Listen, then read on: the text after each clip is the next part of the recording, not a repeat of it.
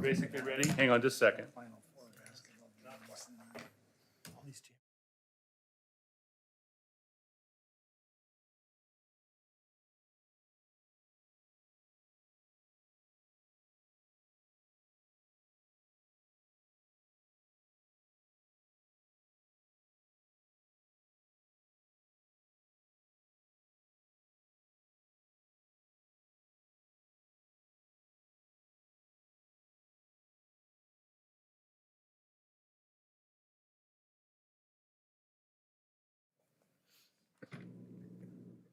All right, let's go ahead and call this meeting to order.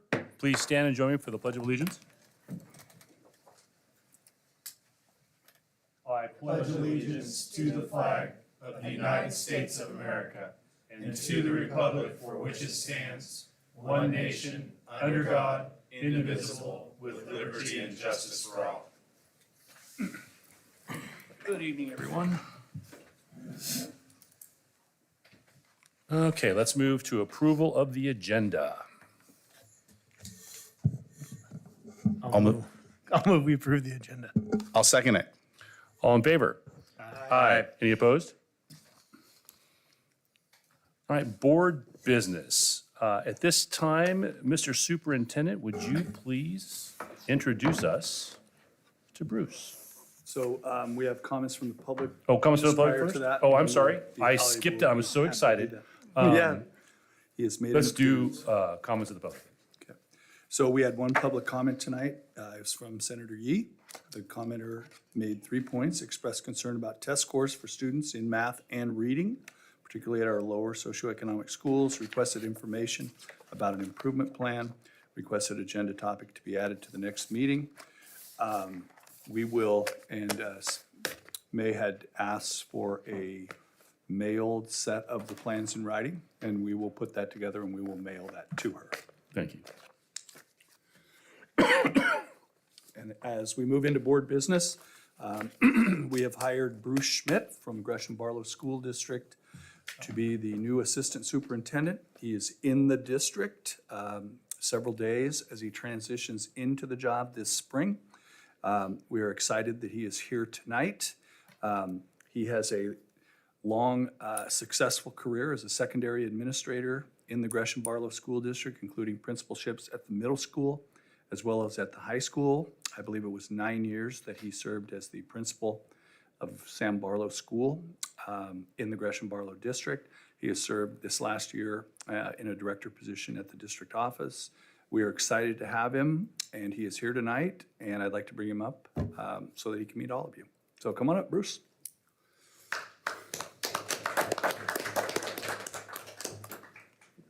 Thank you, Superintendent Gardner. Board Chair Brad, Board of Directors, I wanted to say thank you very much for the opportunity to serve the Greater Albany Public Schools. I'm really super excited to be here. Andy shared some of my experience, but I do want to say a few things. I mentioned to the team on Friday when I met everybody for the first time, it's really interesting when you take a new position, you start to learn a lot of things, right? And you start to learn the world is a very small place. And people that you know have connections.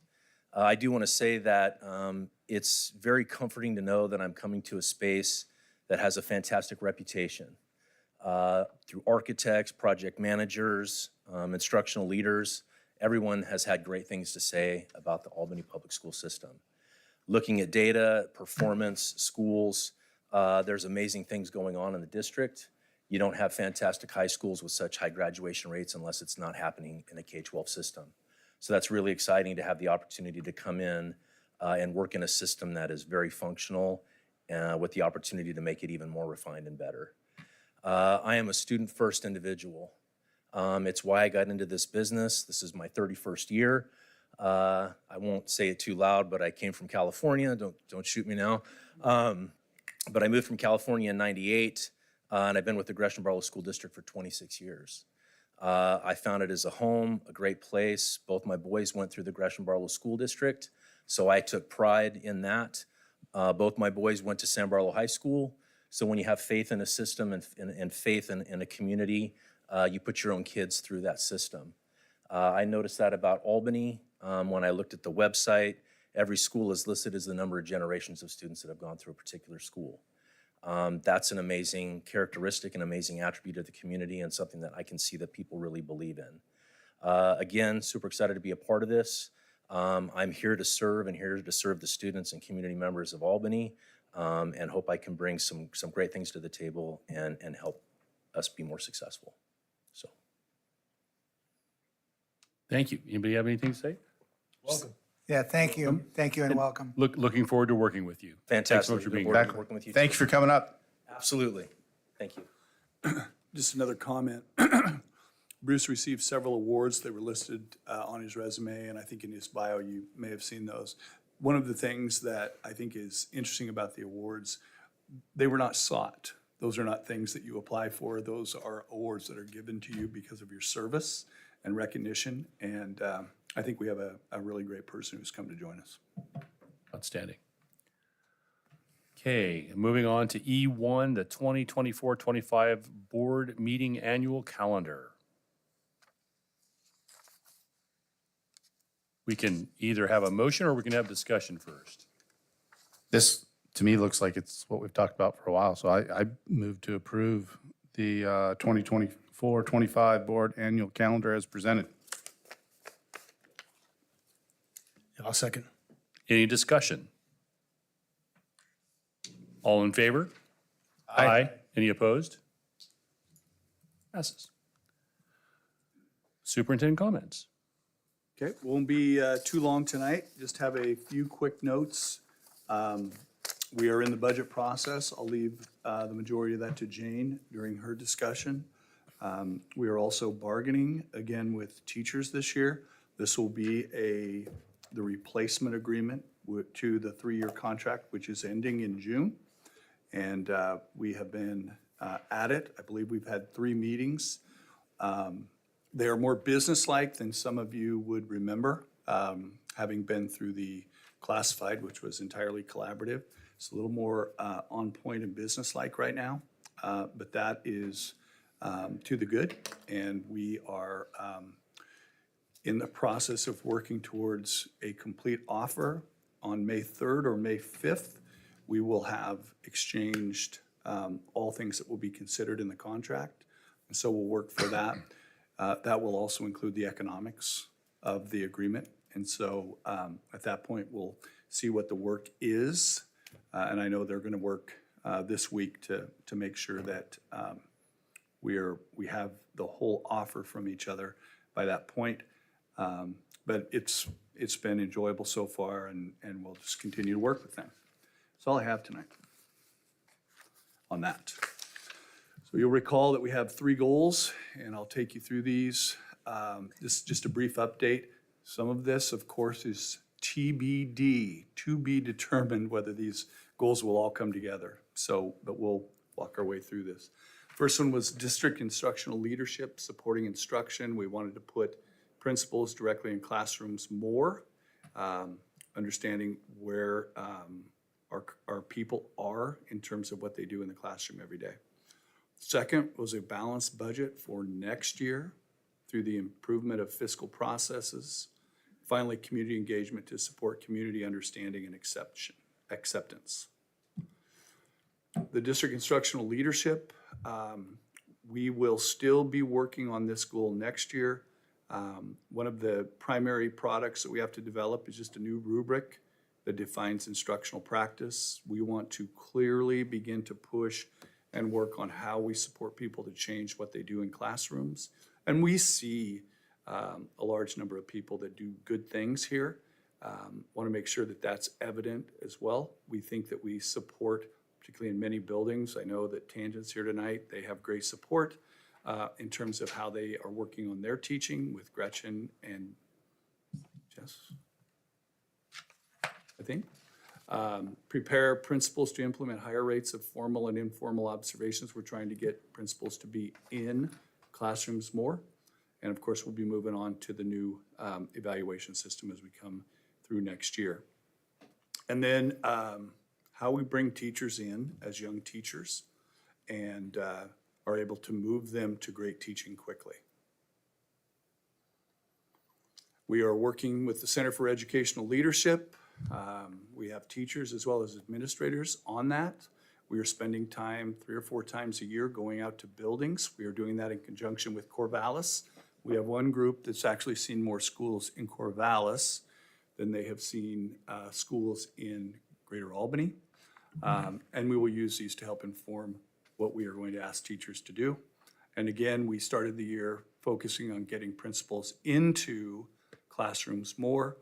Some of the barriers that we have run into, students with behavioral needs, general discipline, coverage for absences, those have been really the bag of rocks that we are dragging behind us as we move forward, because we know how, when we have a lot of absences, how that takes away instruction for kids. We also know that student with behavioral needs can significantly impact administrators' ability to attend other things. Second goal, budget.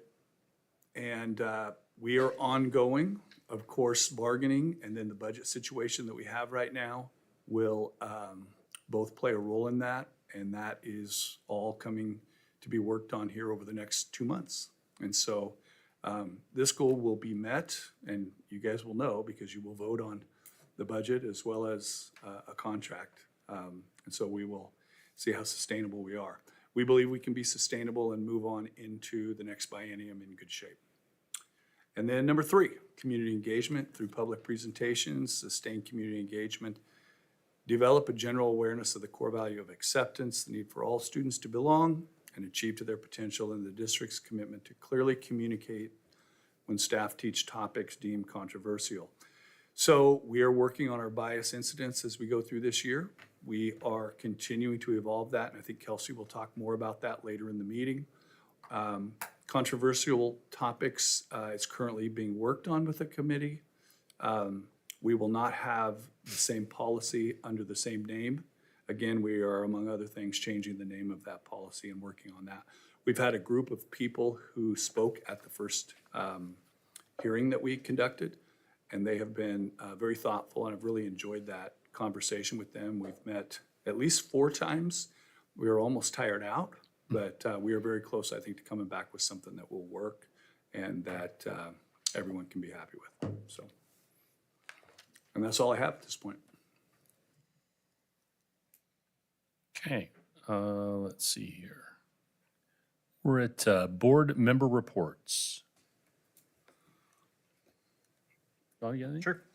I just wanted to say this is my first time being in bargaining with on any sort of level, and it's been an interesting learning process, but it's been fun for me to learn so far, and I've appreciated both teams that I've gotten to work with that. It'll be fun getting through the process once we get into the nitty-gritty and have all the offers on the table in early May. And I do also appreciate being on the committee or working group for the grading system. And it has been nice to see a general consensus. People still need to be heard, but it is definitely looks like it's working in a good direction to be able to adequately show what our students are learning and show that to parents, and so the students know where they're at as well going forward. I appreciate that. Brian? I don't have anything tonight. Roger? You sure? Pete? I'm happy that we're moving forward on the middle school grading. We had our first meeting last week or the week before. It's good. There's general consensus that something needs to change. I think really the end goal it's got to be, making our kids ready for the next step in their life, right? So I think that's where we're all looking at it, and I'm excited that we've got the process started. Thank you. I received a letter from Eric Oganagwa about he has a student at Timber Ridge, and I'm happy to read this because it's some good news, and we often hear the bad, and I wanted to share his letter with us. And he writes, "I hope this letter finds you well. I'm writing to express my sincere appreciation for the exceptional care and support that Timber Ridge Middle School has provided to my student with unique circumstances. As a concerned member of the community, I have witnessed firsthand the dedication and compassion exhibited by the staff at Timber. In particular, I am deeply impressed by the level of attention given to our student who faces challenges due to fragile medical condition and a different living situation than most. It is evident that Timber has gone above and beyond to ensure that our student feels safe, supported, and included with the school community.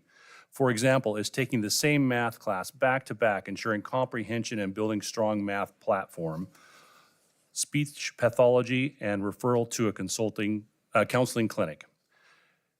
Ensuring to take extra time and precautions, providing necessary resources and accommodations, the school has truly exemplified its commitment to meeting the diverse needs of all students. This level of care and dedication is not only commendable, but also essential in fostering positive and nurturing learning environment. By prioritizing the well-being and success of our student, he has not only enriched the life of one individual, but has also set a remarkable example for other educational institutions to follow. I am deeply grateful for the incredible work being done at Timber and want to take this opportunity to express my heartfelt thanks to you and your team. Not meaning me, but meaning the team at Timber. Please extend my gratitude to all staff members who have contributed to our student positive experience at Timber Ridge. Warmest regards, Eric Naganagua. And I just wanted to read that because it's so nice to hear that things are working well there and that's going really well for their student who's having some difficulty. Okay, now we are at student board member reports. Hadley. So Youth and Gov has been meeting to prepare students for Kona coming up in July. Swarm Robotics has been involved in a lot of competitions lately, and Model UN has their conference this Thursday to Saturday at University of Oregon. Softball played their first game on March 14th and is playing tonight against Woodburn. Baseball had their first game on March 12th, and their most recent game was a win against Dallas, with another game tonight against Dallas. Boys golf hosted today's tournament at Spring Hill Golf Club, and the girls were at Mallard Creek in Lebanon. The boys tennis hosted a meet on the 4th and have a meet tomorrow at Woodburn. The girls played at Dallas on the 5th and will host tomorrow against Woodburn. Track and field had a meet on the 4th at West Albany with an upcoming meet at Corvallis. Lacrosse has had games recently, but I don't have any details. Cheer is hosting the Spring Youth Cheer Clinic on Saturday, April 13th. Students pre-K through 8th grade can register online and will work with current West Albany cheerleaders. The old school dance is this Friday from 8 to 10 in the main gym, and you get to dress in your favorite decade.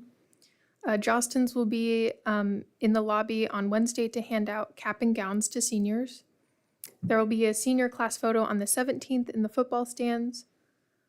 There are spring Shakespeare auditions on April 22nd and April 23rd in the drama room. This year we will perform selections from Shakespeare's hysterical comedy Twelfth Night. There was a free tax filing clinic today during 8th period and from 3 to 4. Latinx students who are interested in LBCC can connect with Senor Angel Durantes at lunch on Thursday, April 11th, and he is a huge asset for Latinx students and families at LBCC and helps with outreach and retention. Latinx students are encouraged to join us for the first ever Latin High School Student Leadership Conference at LBCC on Friday, May 3rd from 8 to 2. And our prom theme was revealed, Once Upon a Prom, so it's like fairy tale themed, and prom will be on May 11th. Thank you. We didn't have anything from South tonight? Didn't get anything? Okay. Mr. Gardner, would you please introduce the speakers for the SRO report? Yeah, I believe in the audience tonight we have Officer Jen Williams. Officer Jean is here as well, and they'll be presenting the SRO report. You guys have seen the slides, I believe, in your packets. Are we going to be putting them on the? John is. Okay. They are on the way. Good evening, Board and Superintendent Gardner. How are y'all doing tonight? Good, how are you? Good, good.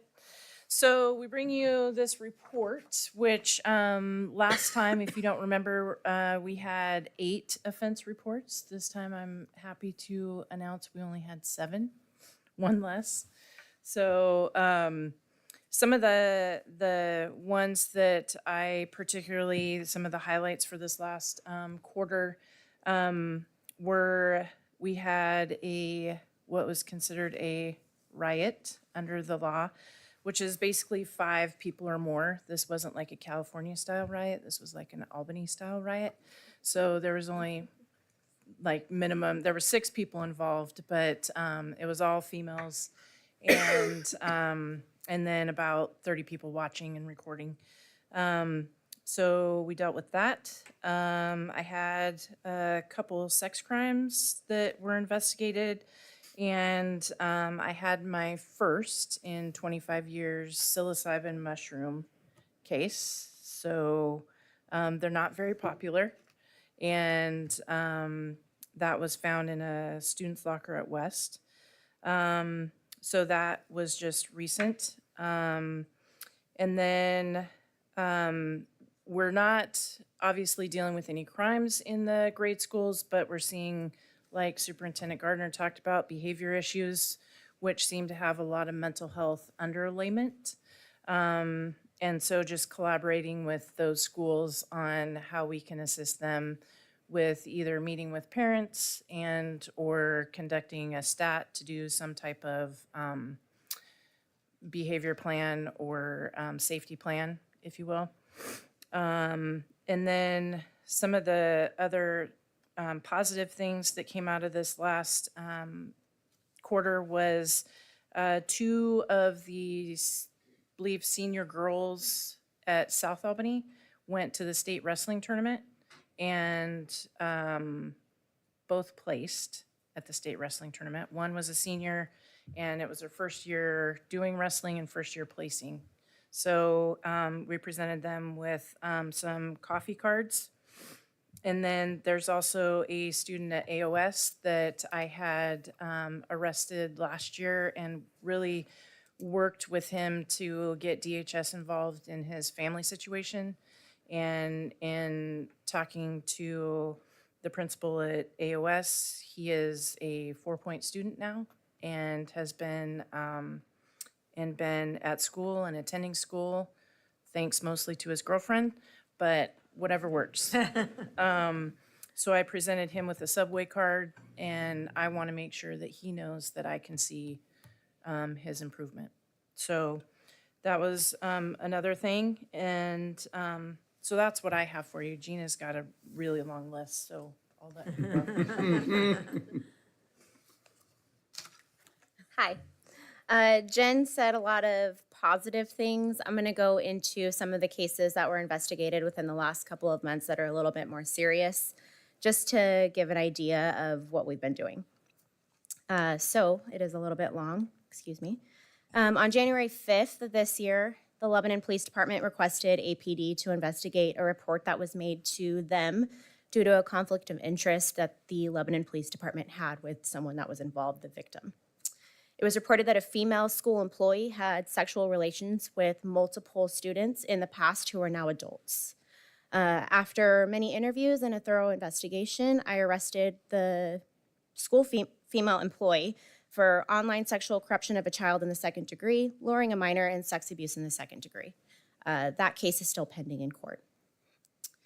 On January 23rd, West Albany High School reported a fight that occurred in the bus lane after school while students waited for the bus. I learned that a student was released early from class per his special arrangement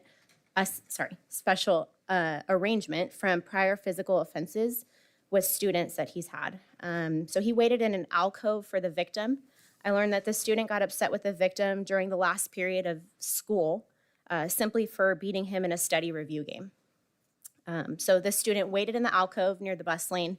When the victim arrived, he chased the victim approximately 30 feet, who was actively running away from him, physically drug the victim back to the alcove, and there's a significant size difference in the offender and the victim. The victim is a lot smaller.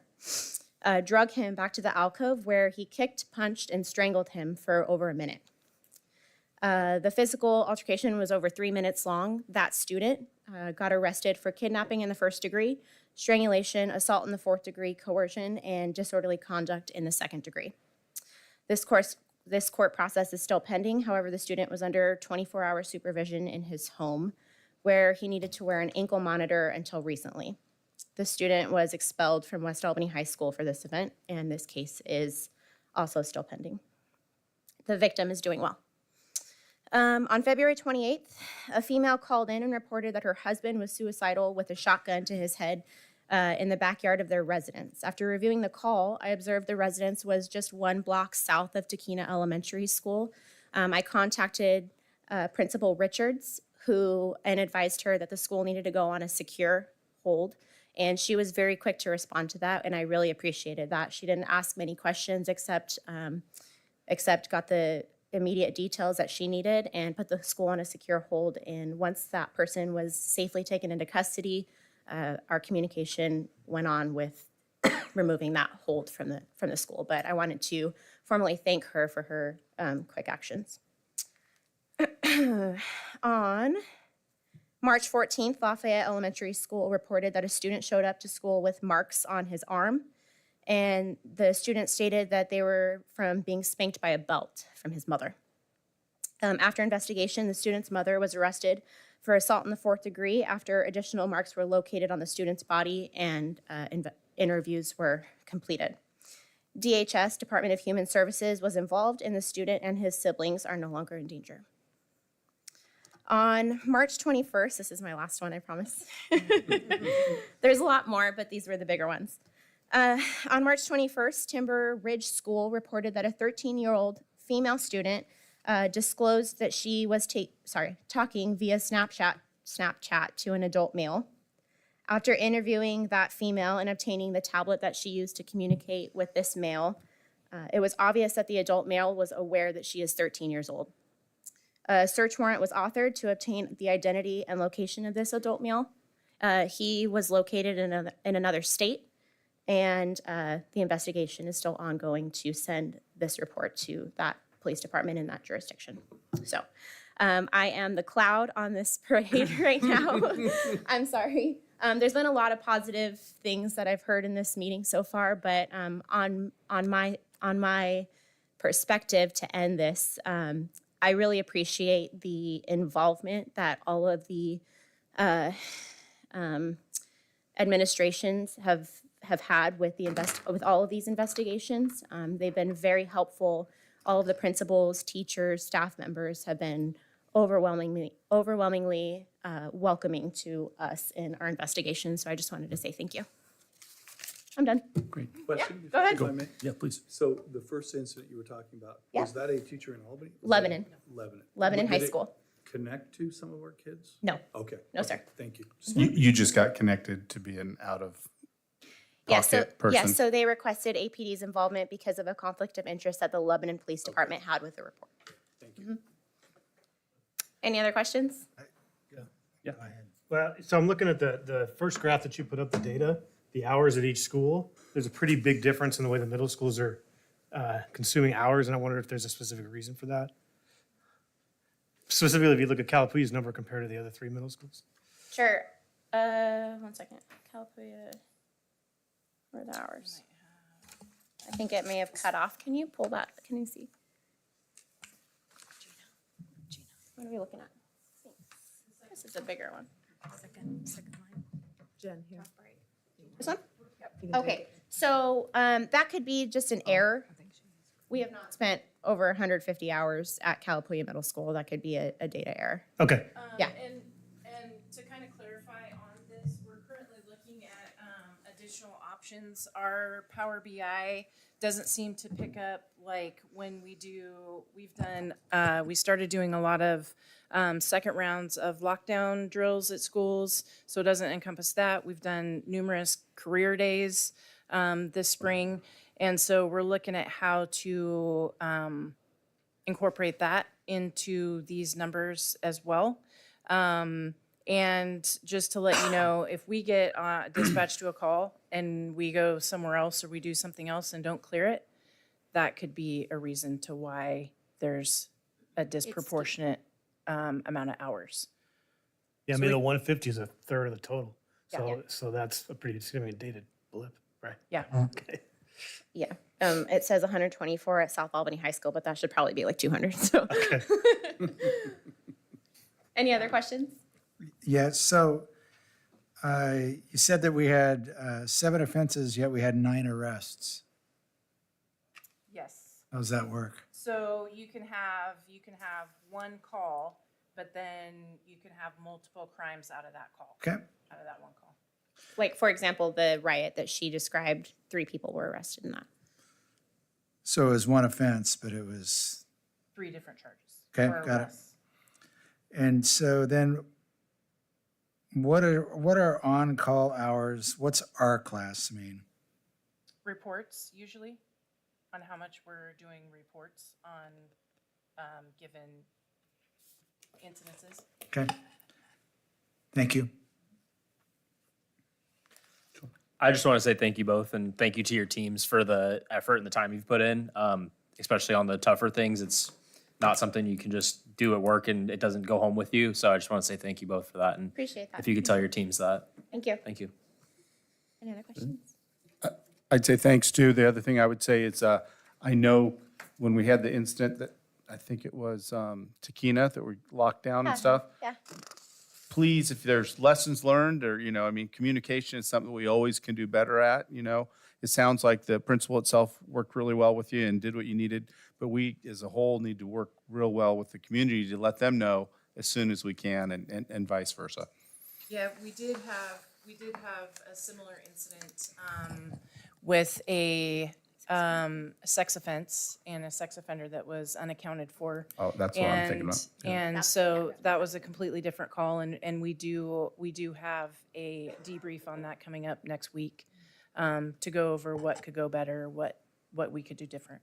That's all. I mean, you guys have been doing great. I appreciate all you do. And really, it's just hopefully, and it sounds like you are getting the feedback loop just to get better and better, right? Yeah. So appreciate that. And just to follow up on that, what was learned immediately from that with the text message that went out to all parents was that the header of the text message was not included in what went out to parents. So it said, I don't remember what the header was, but if that had gone out, it would have been helpful for the complete understanding of what was going on. And in hindsight, what we learned was that there was no text message given out. So, lessons learned, but that was talked about. Thank you. Can I add on to that? I know I'm. Yeah, you could, yeah, that's fine. Maybe I'm next glad, meeting I'm I glad the can- spell is broken. It's fine. So I understand how it is. You have what could be life and death situations that you have to make in a matter of seconds, including the communication and what that says and all of that. I would hope going forward that we can get as many sets of eyes on whatever the message is as quickly as we can, and we have some process that does that. And in this case, I would include the superintendent as one of those sets of eyes, if we're Sure. not already contemplating that. That's fair. We don't have input. We didn't have input on that text message as officers. That was a school text message that went out. As well as the medium took away the subject line, right? So there's things that we certainly can improve as well. And I'm sure that'll come out next week. Thank you. Before you go, I want to thank you both. It's apparent from this that you are absolutely needed. And I want you to also both know you're very much appreciated. Thank you. I am a little disappointed that Bentley didn't make it. You're working him obviously too hard, so he had to have the night off. We talked about this last time. That's surgery. He ate rocks. He ate like 6 Rocks? Oh, that's- rocks. yeah. He ate rocks and had. Oh. surgery. Rocks. He ate. My lab eats similar things. We won't talk about it, but He's so cute, but he's not smart. he's lovable. But that's, yeah. Thank you both All very right, much. thank you. Thank Appreciate you. it. Okay, let me find my spot here again. I believe it is time for the school report on Tangent Elementary. Well, they are here, they are in purple, and here comes their principal, Gretchen Carter. Take it away, Gretchen. Who is not in purple. I know, right? I thought that this Did you not morning. get the text? Is I- that, I didn't get the message. You guys left her out of the memo. I'm just The host is supposed to let me in. John, let me in.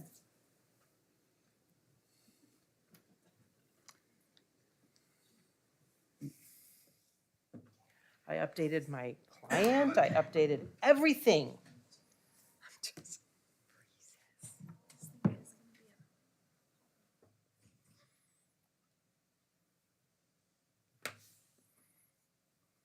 And then you're gonna need to highlight me. Because my screen's gonna be purple. After I share my screen. I used to be quite fluent with this.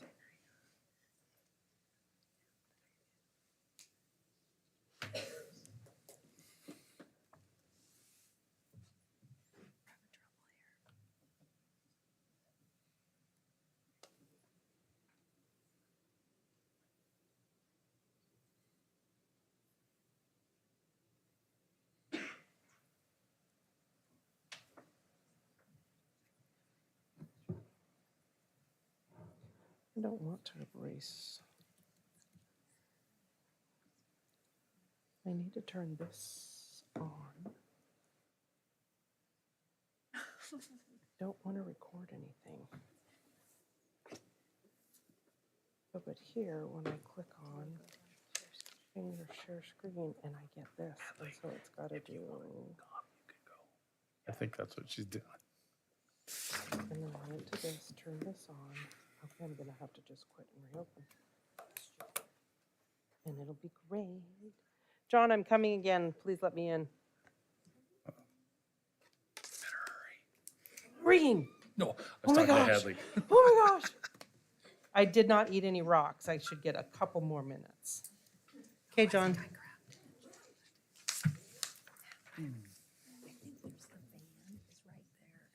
Okay,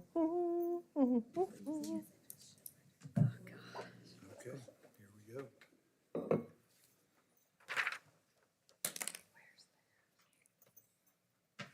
I don't want to join audio, but that's just fine.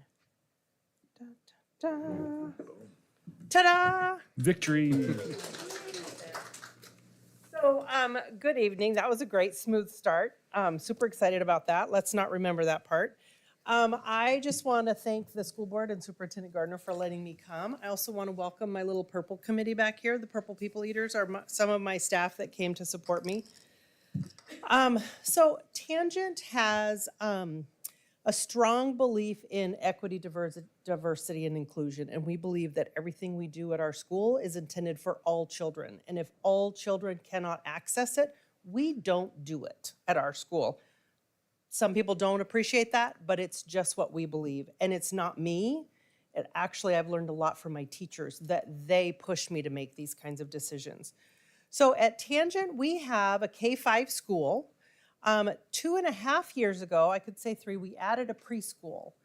Our enrollment is pre-K through 5 is 129 students.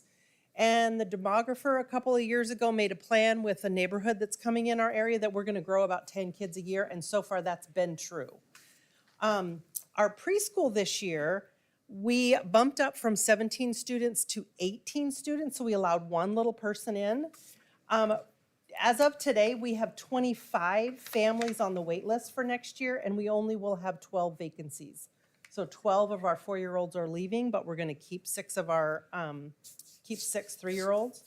So I have put in a request for another preschool, but those are hard to come by. At our school, we don't have English language development, and our students are bused to another school. But in our school, we have 10 students that have chosen to stay there. So those students are with us on a disclaimer, and we have 4 languages that are spoken in our school in their homes. We have 1 language that's spoken in the school for instruction. Our special education percentage has stayed consistent for 2 years since I'm using the similar PowerPoint information, so that's kind of cool to see.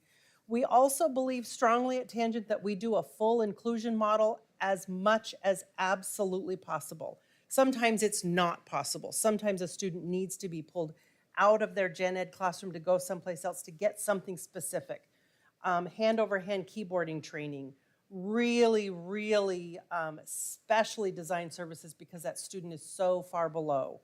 But if we can, we do it inside the classroom, so we don't do any othering. It's not my word, that's what my resource teacher calls it, but we try to avoid any otherness to have our kids that may not be able to do the same. We don't want them to stick out anymore. So we don't say, oh, you're going to that classroom. We try to bring that instruction inside their own classroom. We have at our school, we have a 7.5-hour behavior coach. She's classified and she's fabulous. She's been with me since my hiring 7 years ago. We have 2 preschool assistants that are all under the SIA grant that just stay in preschool. I have 4 other instructional SEAs, and 1.5 of those are paid by title. But they do everything else, and my resource teacher, or excuse me, my behavior coach does. So they do all of our instruction and recess duties and lunch duties and those kinds of things. In the office, I have 1 fabulous office manager and 1 fabulous custodian. We have the cutest kitchen staff person. She's a West Albany High School graduate. Her birthday's this Saturday, if anybody wanted to send her a card. The specialists in the top right are in red because those are our partial staff. So they require a really intentional maneuvering to capitalize on our human resource that we have in our school. So our counselor is with us half-time, our resource teacher is with us only 0.6, and our speech teacher is there for a day and a half. We do have 1 physical education teacher, which was new for us this year, and it gives us so much flexibility in planning prep time and coverage and activities. It just makes a huge difference. And then we have 1 instructional coach. I'm going to talk more about all those fancy structured systems, but they are a big part of what makes Tangent amazing, including PBIS, the way we do our master schedule, our intervention, both core and intervention reviews, diagnostics and interventions. Then I'll throw out all that alphabet soup, MTSS, RTII, blah, blah, blah, blah, all those things. We really try to support, we don't try, we do a really bang-up job of supporting the whole child, every part of that human. This is our state report card, and I want to just point out a couple things. Number 1, you see our class sizes going up, but also both our English language arts and our math scores are going up. We like it when the numbers go up. Science is going up. Attendance is not quite going in the same direction. So we continue to work with those families that have consistent absences with motivation and incentives and begging and picking them up and anything that we can come up with. Points of pride at Tangent. One of them is the way that we structure our day. And I really should look at how many times I say in this PowerPoint routines, structure, predictability. We do the same thing every day, all the time. We don't not do the same things all the time, every day.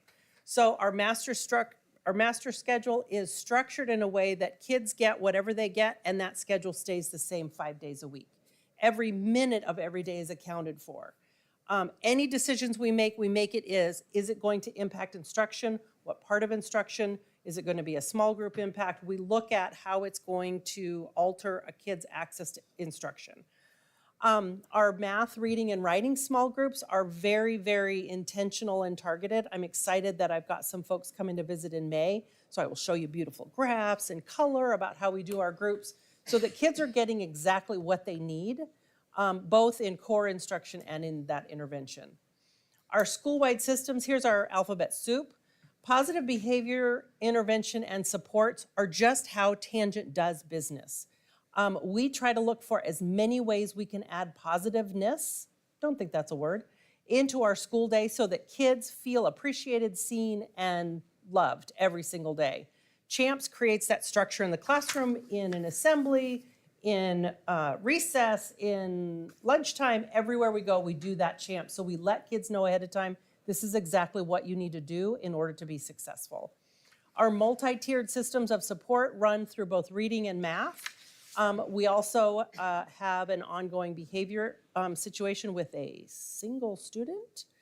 And so we're now using our same MTSS process and the RTII, which is response to instruction and intervention, and we're using the same system. We're really good at it in reading. Now we're able to apply that to behavior, which we have not before this year felt competent to do that. We are growing in enrollment. That's really exciting. We are also very growth-oriented, very, very focused on growth, and our scores in iReady later show that. Every day is a new day to be awesome. When I dismiss kids, one of the things I always say to them if I'm talking to them, and I always say, all right, off you go be awesome. I had a little kindergartner tell me that the other day, and it felt really good, and I'm like, oh, I hope they feel like that. So he told me to be awesome. I'm like, oh, I wish I had that on videotape.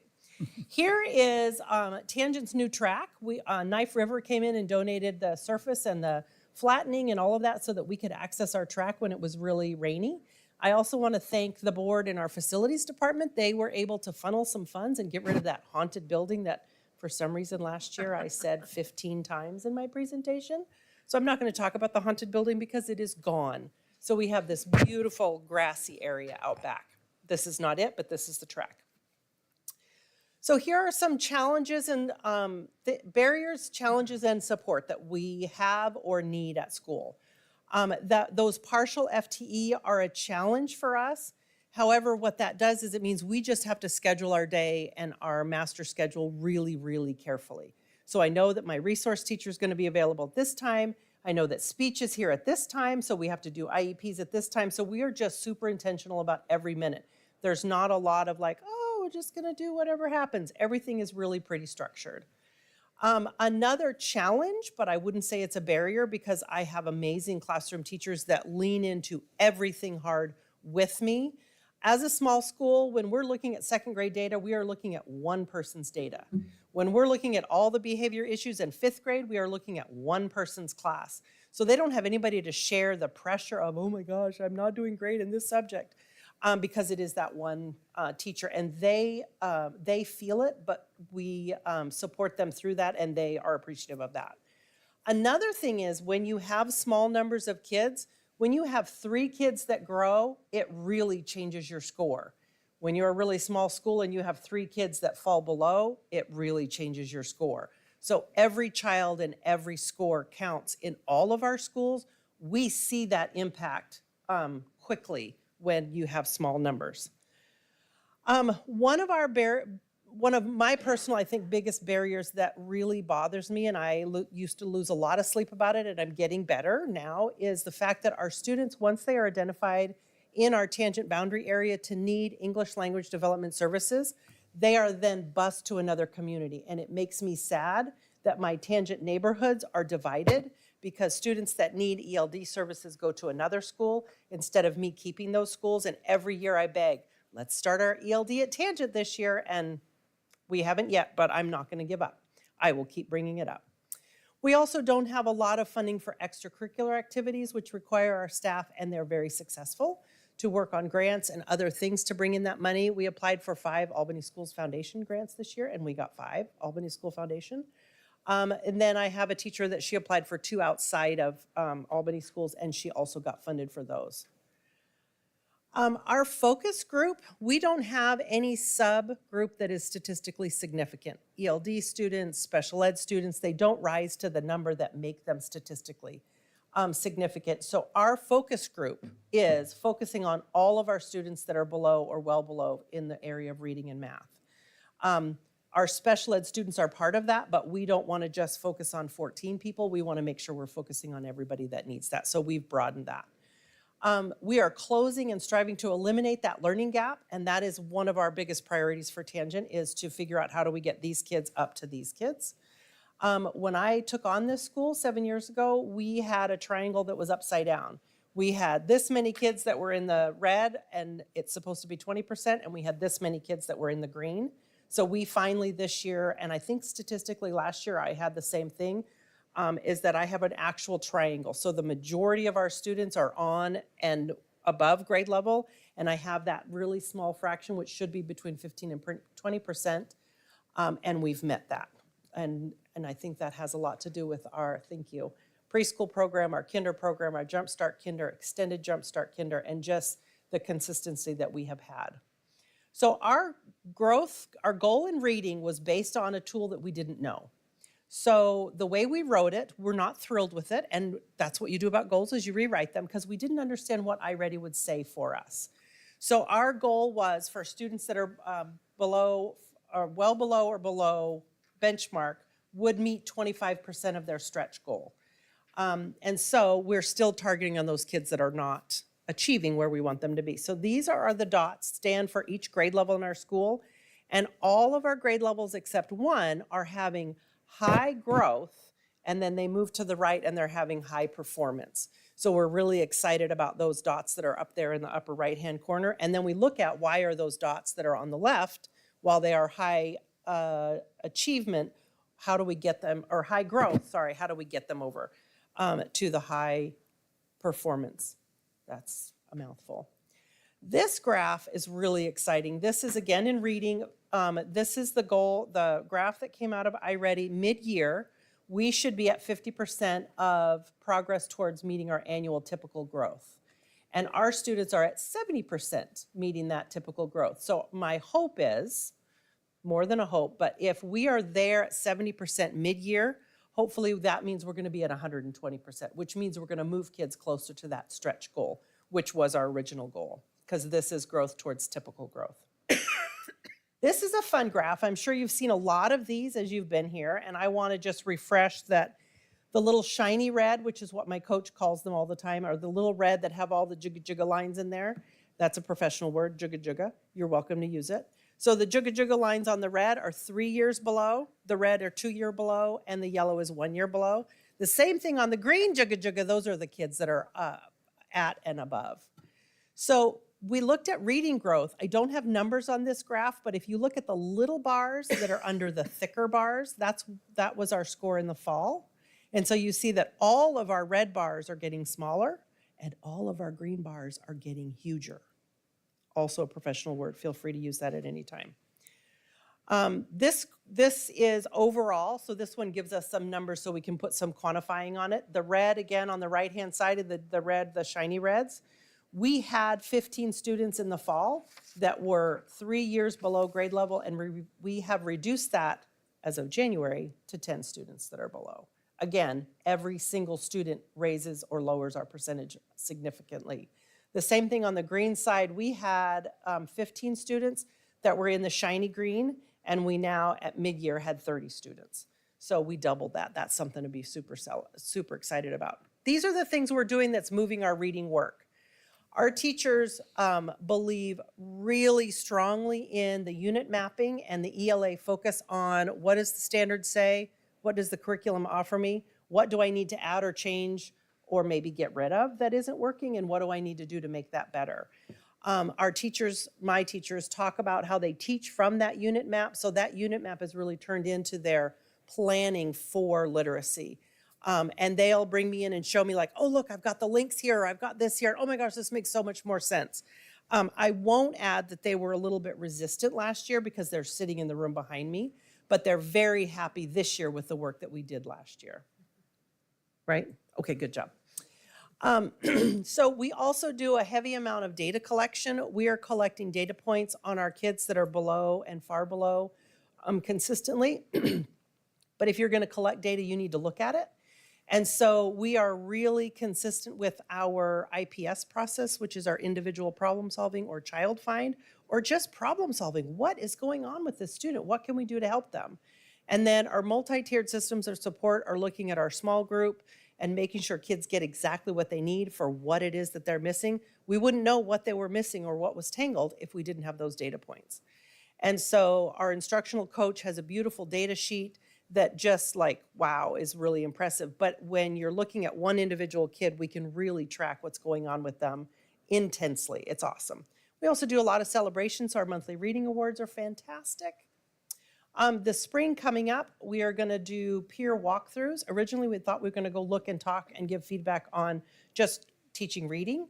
And that has since grown to let's go look at us teaching similar tools. Fifth grade's not going to get a lot out of talking and watching a kindergarten reading lesson, but the upper grades will get a lot out of watching the same intervention tools that they're teaching in other grade levels and then giving each other feedback. So we're trying to make that meaningful. And that was an idea that came from the staff.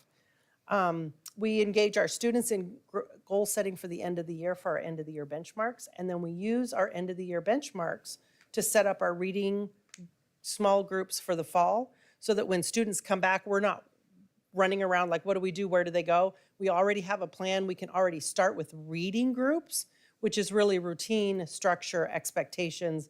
And then as we do our fall benchmark data, we can then fine tune those groups. Here are a couple of handsome young men that are reading in the hallway. And this is a young lady in third grade that is reading. That would be what you call flexible seating right there. And then a couple of first graders that are reading and writing together. Our math goal was the same one. Again, we wrote a goal based on a tool. We weren't sure how it was going to inform what we did. So for our students that are below or far below, we wanted them to meet at least 25% of their stretch goal. Our math data is not as shiny up in that top right-hand corner, which is unfortunate, but it's not something to shy away from. When we have data that shows us that we're not quite hitting the mark, then we're going to stop and look at that. Our math data is growing, just not as exponentially as reading, and so we are working towards that. This is that same goal showing as of January, we are at 58% of meeting our typical growth goal. That's not our stretch, but that's typical growth. And hopefully that will be way shinier. Here we are again with our shiny reds and our juggas, but now we have placement by domain. So in math, this is by those different math domains. Again, our green is consistently getting bigger and our red is consistently getting smaller. Just as a point of reference, that small bar that's underneath the big bar, that was our fall, and the big thicker bar is where we are now. No numbers on that one, but I have this one that has numbers. So I look at the red immediately. I know we shouldn't focus on the negative, but that's where I go first, then I can celebrate in the green. So in the red, in the shiny reds, we had 11% in the fall that were in the shiny red, 3 years below. Now we have 7% of our students, well, now being January, so we're just down to 7 students in the shiny red. So then we know exactly who needs help, and then we can do more data points to figure out what they need help with. And again, red, big celebration there. From 3 students that were at or above, we now are up to 15. So our math work that we're doing, we did a really big heavy lift in the fall, and we did a training school-wide, and that's 6 people. It's pretty easy to get 6 people to a training. And we were able to cover with subs and internal. This computer's gone off, and Mr. Wilson needs some help with that. So we were able to completely flip how we were providing math instruction. And it was teaching the same lesson to everybody. And so you're hoping that everybody's going to get it.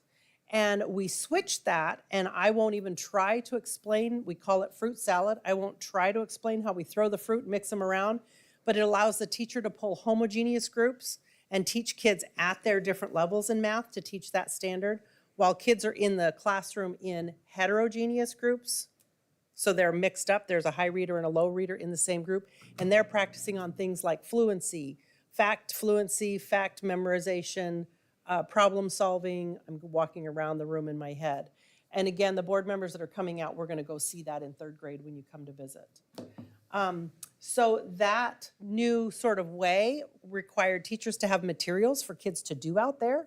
So we wrote a couple of grants to fund, like they need to have cards, their Deck-a-Deck cards, and kids needed tokens to play the game. So kids are doing a lot of game playing out there, and when you walk in a math class, all you hear are kids talking about math and justifying what they're thinking about, and it's pretty fantastic. So that math training required those additional funds from the Albany Schools Foundation, and I believe it was the Northwest Credit Union that gave us $1,000 or more. We continue with the same data collection. We're using a math intervention kit that we got from the lady that we did the training. We are not teaching our district adopted curriculum. We are just using that to support and fill in things that we know are missing.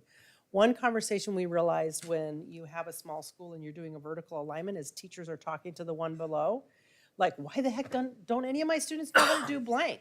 And so teachers got together and they talked about it and they realized there's this whole thing that's missing. And so they're like, where are we going to put that in? Let's do our math unit planning and get that topic in. So our teachers are going to be leading this Friday's PD to do math vertical alignment, to talk about common math language so that we're all saying subtraction. We're not saying subtraction, take away, remove, using different words, that we're all using the same words and the same strategies for math. Our behavior data is amazing.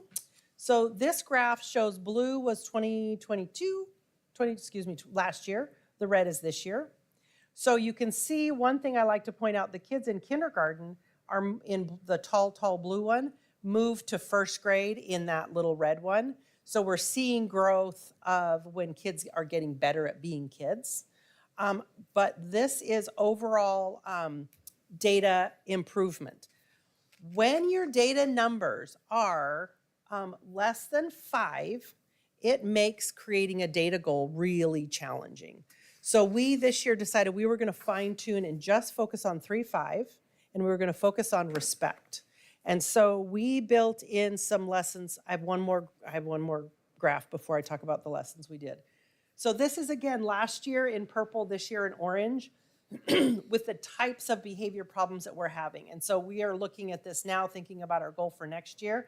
If physical contact is our biggest so far this year, with the minor being defiance and disrespect, our goal of respect is a good one, but the physical contact is a little bit concerning. So that's something that our PBS team talks about. This is what we're talking about, the things that we're doing. We again increase consistently predictability and high levels of structure everywhere, all the time, every day. The lessons that we offered to teachers were conflict resolution and anti-bullying lessons. We try to promote a high level of belonging and connection. One of the things we do is we greet every student, and they get about, I think we've counted 12 different times as they come in off the bus. Hi, how are you? Good morning. Glad to see you. Hi, how are you? So they get 12 positive interactions before they even start their day with friendly and connected adults. We have this year, looking at the top, our DESA results drive our small group from our counselor. Our DESA results show us with very, very, very, again, small numbers. And we're getting those kids connected with exactly the targeted supports that they need for counseling, outside mental health support, or just inside friendship groups. A shining star should be in our celebrations would be 4th and 5th student leadership. That is now something that's been around long enough that kids are like, I'm going to do that next year. I'm going to change my behavior because I want to be on that. So we're using our student leadership more and more as well, which makes them sort of this elevated, a goal to achieve. School-wide teacher behaviors that we focus on to improve the behavior of students would be that PBIS meetings are just how we do business. Everybody goes to PBIS meetings. We don't do another staff meeting. That is our staff meeting. We do a lot of pre-teaching champs with expectation rotations. A lot of people do that. We do celebrations, assemblies throughout the year in multiple ways with our PBIS tokens or tickets. And we've done a really great job with new engaging family engagement activities that I think are really fun. Again, there she is again, predictability, structure, no surprises. Our schedule stays the same every single day. I saw something on the internet, I won't admit where or what service, but if you greet your students every day like your dog greets you when you get home, you will increase happiness. So we try to be as excited to see our kids every day as my dog is to see me when I come home. So this slide came from some conversation with staff that they talk about consistency, but they pointed out to me, you have 100% buy-in from staff for this culture. Here are some cute things that people say about Tangent. The comment across the top came from several, not just one or two, but I can think of 4 different district support staff that have said things like, Tangent has strong systems, collaborative teams that make a difference for students. You're improving on what's already working. Some comments from kids, Tangent is awesome because we learn a lot and my teacher takes good care of me. Principal Carter hires nice people that are kind and help when kids are brand new. This is from a staff member. I absolutely love coming to work because all the kids are so excited to be at school and it truly makes the classroom a better place to be. We get 2 recesses and Mr. Bucks plays football with us, true fact. The kids at school make sure to include people and are kind. We are safe.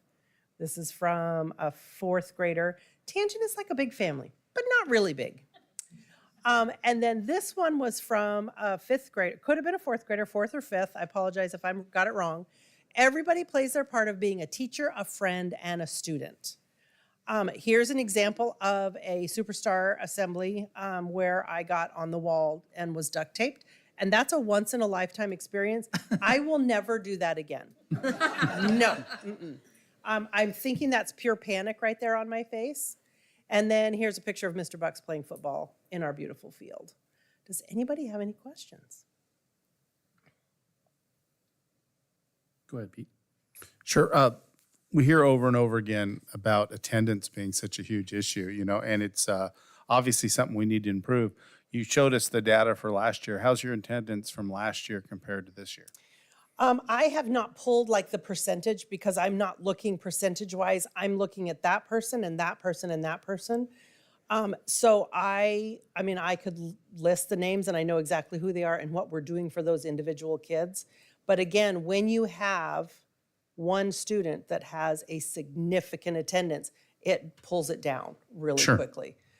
So I don't have that percentage right now, but I will have when we do our attendance letters for conferences. I just think it's really important that we, as a district, figure out best practices and there's really no hope for us. First off, your numbers are great, so good for you and your team. Thank you. Obviously, you're doing a lot of hard work, and all your kids are improving, and so that's awesome. You should all be commended. But with that said, it's hard to teach someone if they're not there. It's impossible. Right. I mean, so we need to get better at that as a team, and help each other learn what we can do to get kids to school.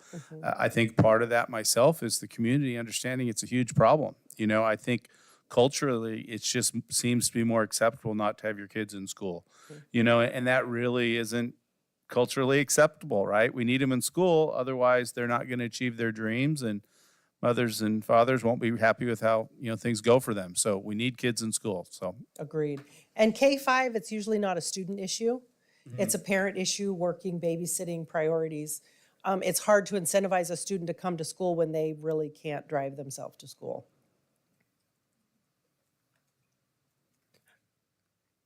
How many students do you bus out for ELL? I have asked for that number, and I certainly in our new synergy system, I have no way of finding that out. I know that we just talk often, oh, remember so-and-so, remember so-and-so. But if I have 10 kids that are still here and have stayed, there's more than that out there. And I could provide ELD if I had those students back, please. Can I get a hall pass? Yeah. Thank you. So the students on the south end of town, the south end of Albany, off of Columbus there to the west side, are those new families that sending their students to You're talking about the Tangent? Hensley Shaw. Henshaw Farms. Henshaw Farms, yes. Those are 171 homes. Originally, it was going to be 171 homes that are going to be at Tangent. And the demographer 2 or 3 years ago said in 10 years, we will double in size. And so we're seeing about 10 kids a year for the last 2 years. And so at what point do you run out of capacity? Maybe you gave We it got a just- long way. We got a long way to go. We've got rooms right now, like I have a room for my counselor, a classroom for my counselor. I have a classroom for my speech teacher. I don't need those. So we can both grow inside a classroom of, say, 17. I have room for like another 6 or 8 kids in that classroom. So we have time before we're going to have to talk about building or adding something. Thank you. currently you just have one teacher per class, right? Correct. Per grade. Thank you. Nothing hard. Nothing hard. I'm sure you're disappointed. I am, but relieved. Okay. Thanks for bringing your rally squad. Thank you. Thanks, Thank guys. you all for coming.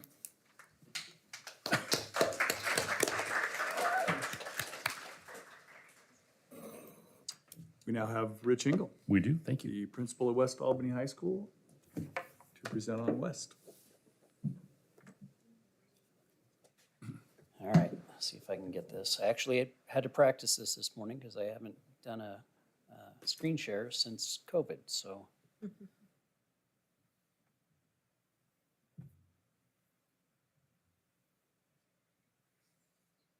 Well done.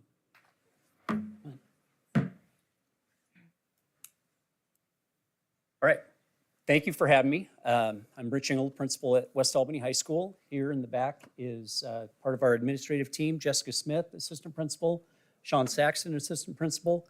We also have been very fortunate to have retired Administrator Bob Doherty helping us this year. An additional support has been Jody Howell, who is one of our teachers and is in the middle of her administrative program, and she's kind of been stepping in and helping us in a Dean of Students role, and our athletic coordinator, Don Lean. And then just one additional note, very excited to have Tristan Heisley come on board next year as a part of our administrative team. He's going to be a huge asset, just having the knowledge base that he's had, spending about 10 years here in the district. And then for myself, stepping into this role kind of at the last minute, right at the beginning of the school year, in his position as having been a principal in our district, he's going to bring a great deal of resource and help for me personally. So I'm really looking forward to working with him. I'm going to try to be as brief as I can.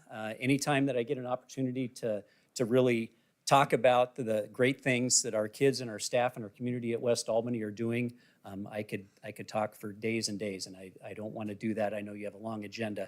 I'm just going to briefly touch on our mission.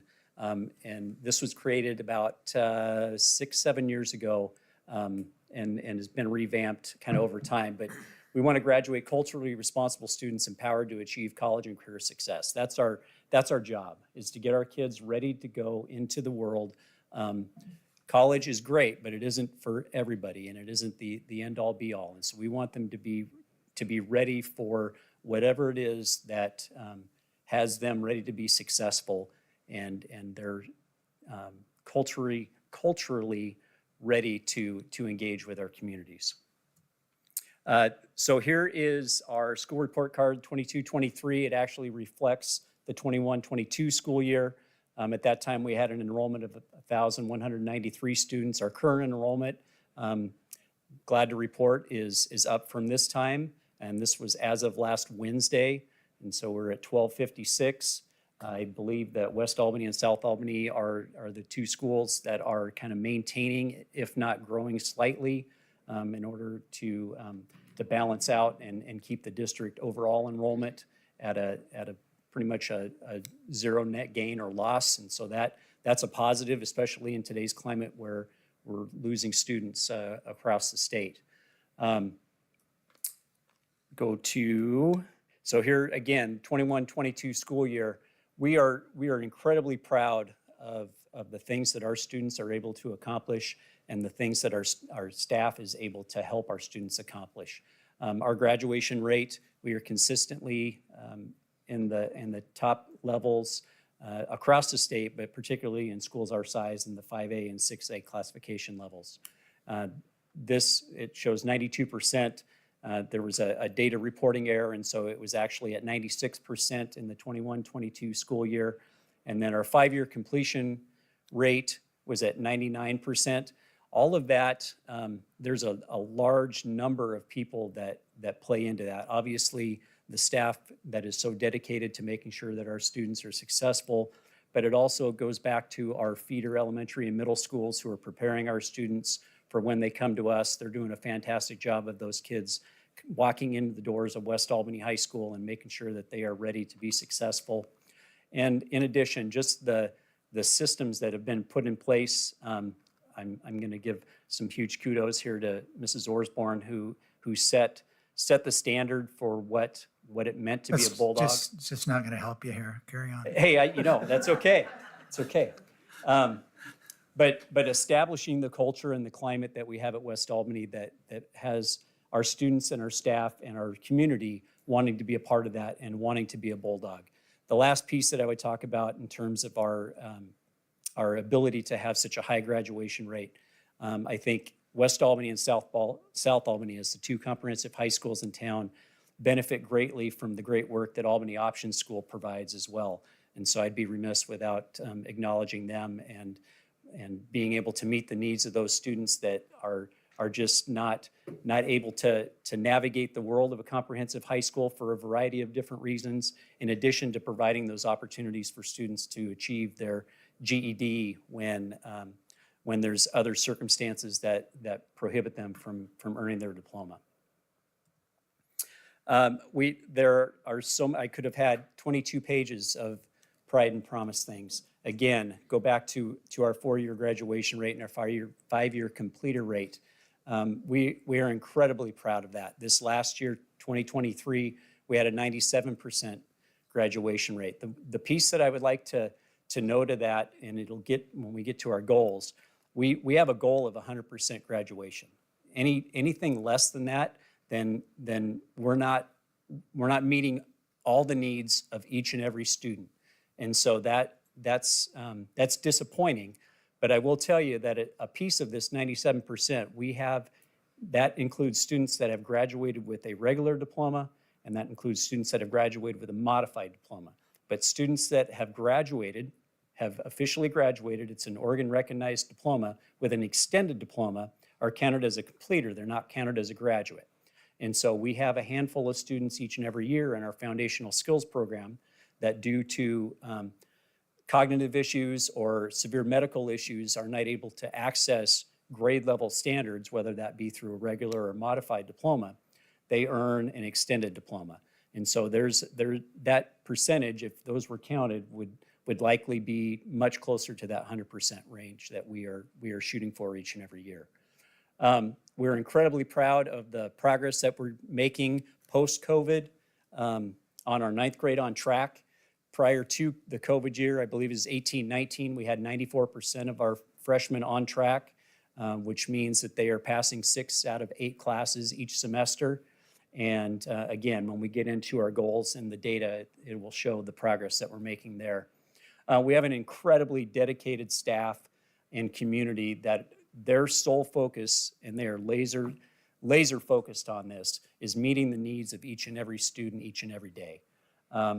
We talk about the Bulldog family, and that's a real thing, to the point where we have graduates. I believe I counted today that we have 14 West Albany graduates that are on staff in our building.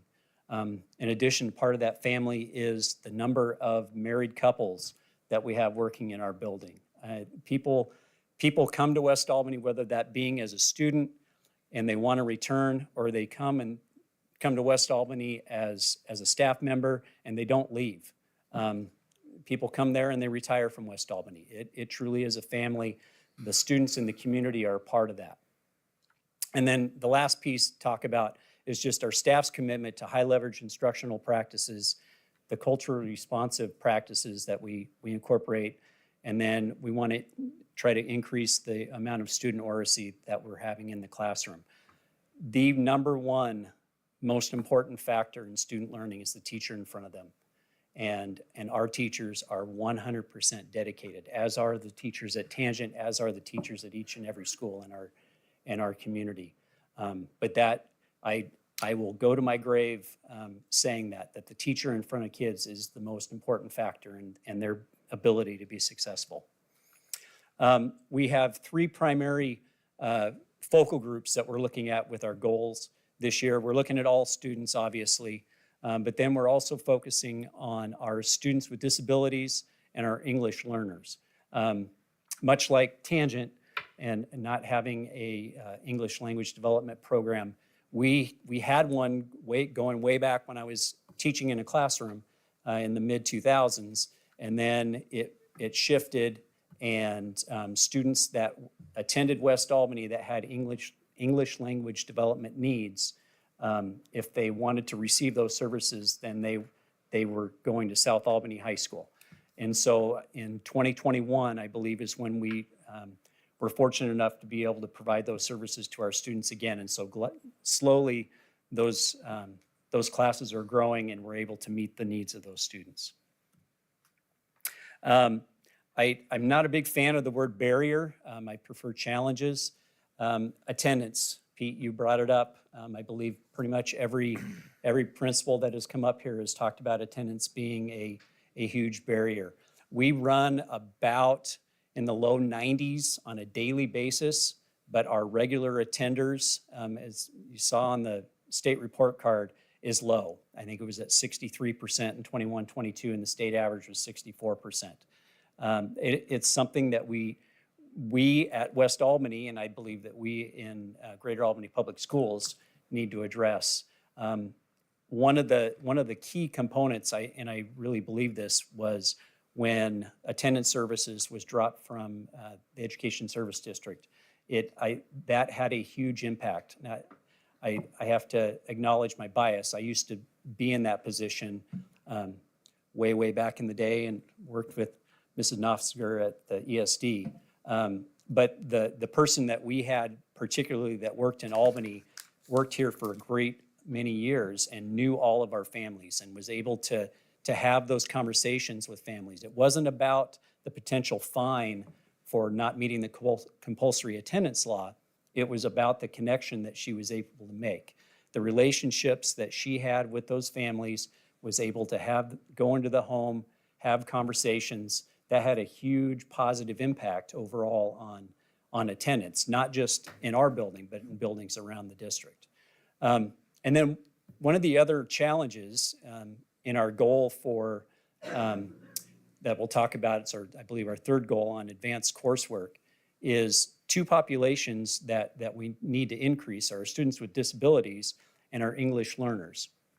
The issue that we have is, and this is a completely unintended consequence of this, but we're trying to provide so much support in core academic areas for both of these groups of students that unintentionally we're limiting their options to be able to take advanced coursework. Advanced coursework is like your AP level courses, your College Now courses, but also it includes those career and technical education courses. And so by having so many supports in place, which is needed in order for them to meet their academic goals, we've unintentionally been taking away some of the opportunities for being able to access those classes. So it is Masters Week, so I figured I might as well throw a nice Arnold Palmer quote in here. But it's one of my favorites. The road to success is always under construction. We have to go around the potholes and we have to take detours, but we will be successful as long as we make our way through that path and we stay focused on the end goal. So goal number 1 is our 9th grade on track, and here's our data. 21, 22, 83, 22, 23, we're 82.5%. Very proud to say that as of last week, the data is showing that we're at 87%. That there are a lot of people in play that have an impact on that. All the teachers that are teaching at the 9th grade level, but there's 3 people in particular that have a huge component of that. Jen Winchell, who is our freshman success teacher / coordinator in our building, has begun developing those extremely strong relationships with the group of students that we've identified that need that extra support. Jessica Smith, who has been our freshman administrator, I believe, for 8 years now. She has certainly paid her dues working with freshmen over that time. And then they all have significant impact, but probably the person that has had maybe the most impact this year is the counselor, Jan Rasmussen, who has taken the freshmen on this year and is having literally daily meetings with individual students, with families, and is following through and making sure that they are staying focused with that. Again, you can see we had a dip with our students with disabilities from 21, 22 to 22, 23, but we've had a significant increase this year up to 80%. And then our English learners, we've had a steady growth and a huge jump this year to 89%. So we're extremely proud about the growth that we've been making and will continue to make. So goal 2, as I said at the beginning, we have a goal, 100% of our kids are going to graduate. They're going to walk across the stage at Memorial Stadium and they're going to receive their diploma from a board member and from myself, and they're going to walk off knowing that they have a West Albany High School diploma in hand. We've seen steady improvement across the board, but as I said before, any student, if we're not at 100%, then we've fallen short. And so we have to identify what it is that we need to do differently, have that growth mindset that we can make some adjustments and make some change so that we can get to that 100% point. So the actions that we have in place here, we've had intervention classes for many years. We've had study skills, which is a mandatory class for our freshmen and sophomores. Sophomores are able to opt out second semester currently if they have a 3.5 GPA or higher, and they can take an additional class at that time. The other thing that we've been able to put in place is study skills for our juniors and seniors. This has been extremely critical for our senior class, especially this year. This year's senior class, they were freshmen the very first year we returned from COVID. And so their transition has been a little more difficult getting through than years past. Not that COVID wasn't difficult for everybody, but being the very first year without a true transition from middle school to high school, it's been a little bit of an uphill battle. But they're making progress through the help of Kyle Hall, Chris Martin, and Sam Hartman, who are all three running our senior study skills classes. They're making significant progress. We have weekly meetings with our administrators and our counselors where we're not only talking about attendance, but we're talking about grades. We're talking about the social and emotional needs of our students. That's critical. We do regular meetings. I had a meeting this morning with the senior counselor and a family, and we have hard conversations, quite honestly. We sometimes the reality of what their future is for a student isn't always right in front of them. And as I told the student today, you have 38 days left in your high school career, and here's where you are, and here's what you need to get accomplished in the next 38 days. And I'm hoping that sent the message and the light turned on, but that it's critical that we have those ongoing meetings, not just with students, but with families. It truly is a team approach. We have to have that partnership. And then the last one, and it truly is, education is a relationship business, 100%. Again, that teacher in front of kids in the class has the biggest impact. The relationship that teacher has with the students has the biggest impact. But when we're talking about getting kids to that graduation, that end line, that relationship between the students, the staff, and the families is critical. We have to have that all working toward the same goal and make sure that we all have the same information at the same time. Our third goal is on advanced coursework. So all of our kids, 83, almost 84% are enrolled in advanced coursework. Many years ago, we eliminated all challenges and barriers for any student to take an advanced placement class, with the exception of a couple of content areas, math and science, just because there are some prerequisites that they would need, in order to take calculus, you would need to take pre-calculus, et cetera.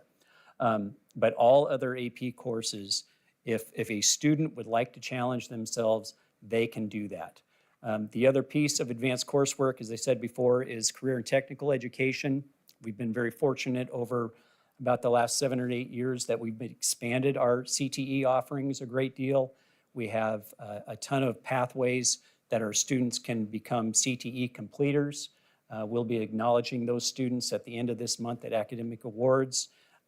We're still compiling the numbers, but each and every year we have well over 100, if not a couple hundred students each and every year that qualify to meet that criteria. Again, our two focus groups are students with disabilities and our English language learners. Our goal over the next 4 years is to just close that gap and try to close it in half each year. The number, so we're 38.5% this year of our ELL students.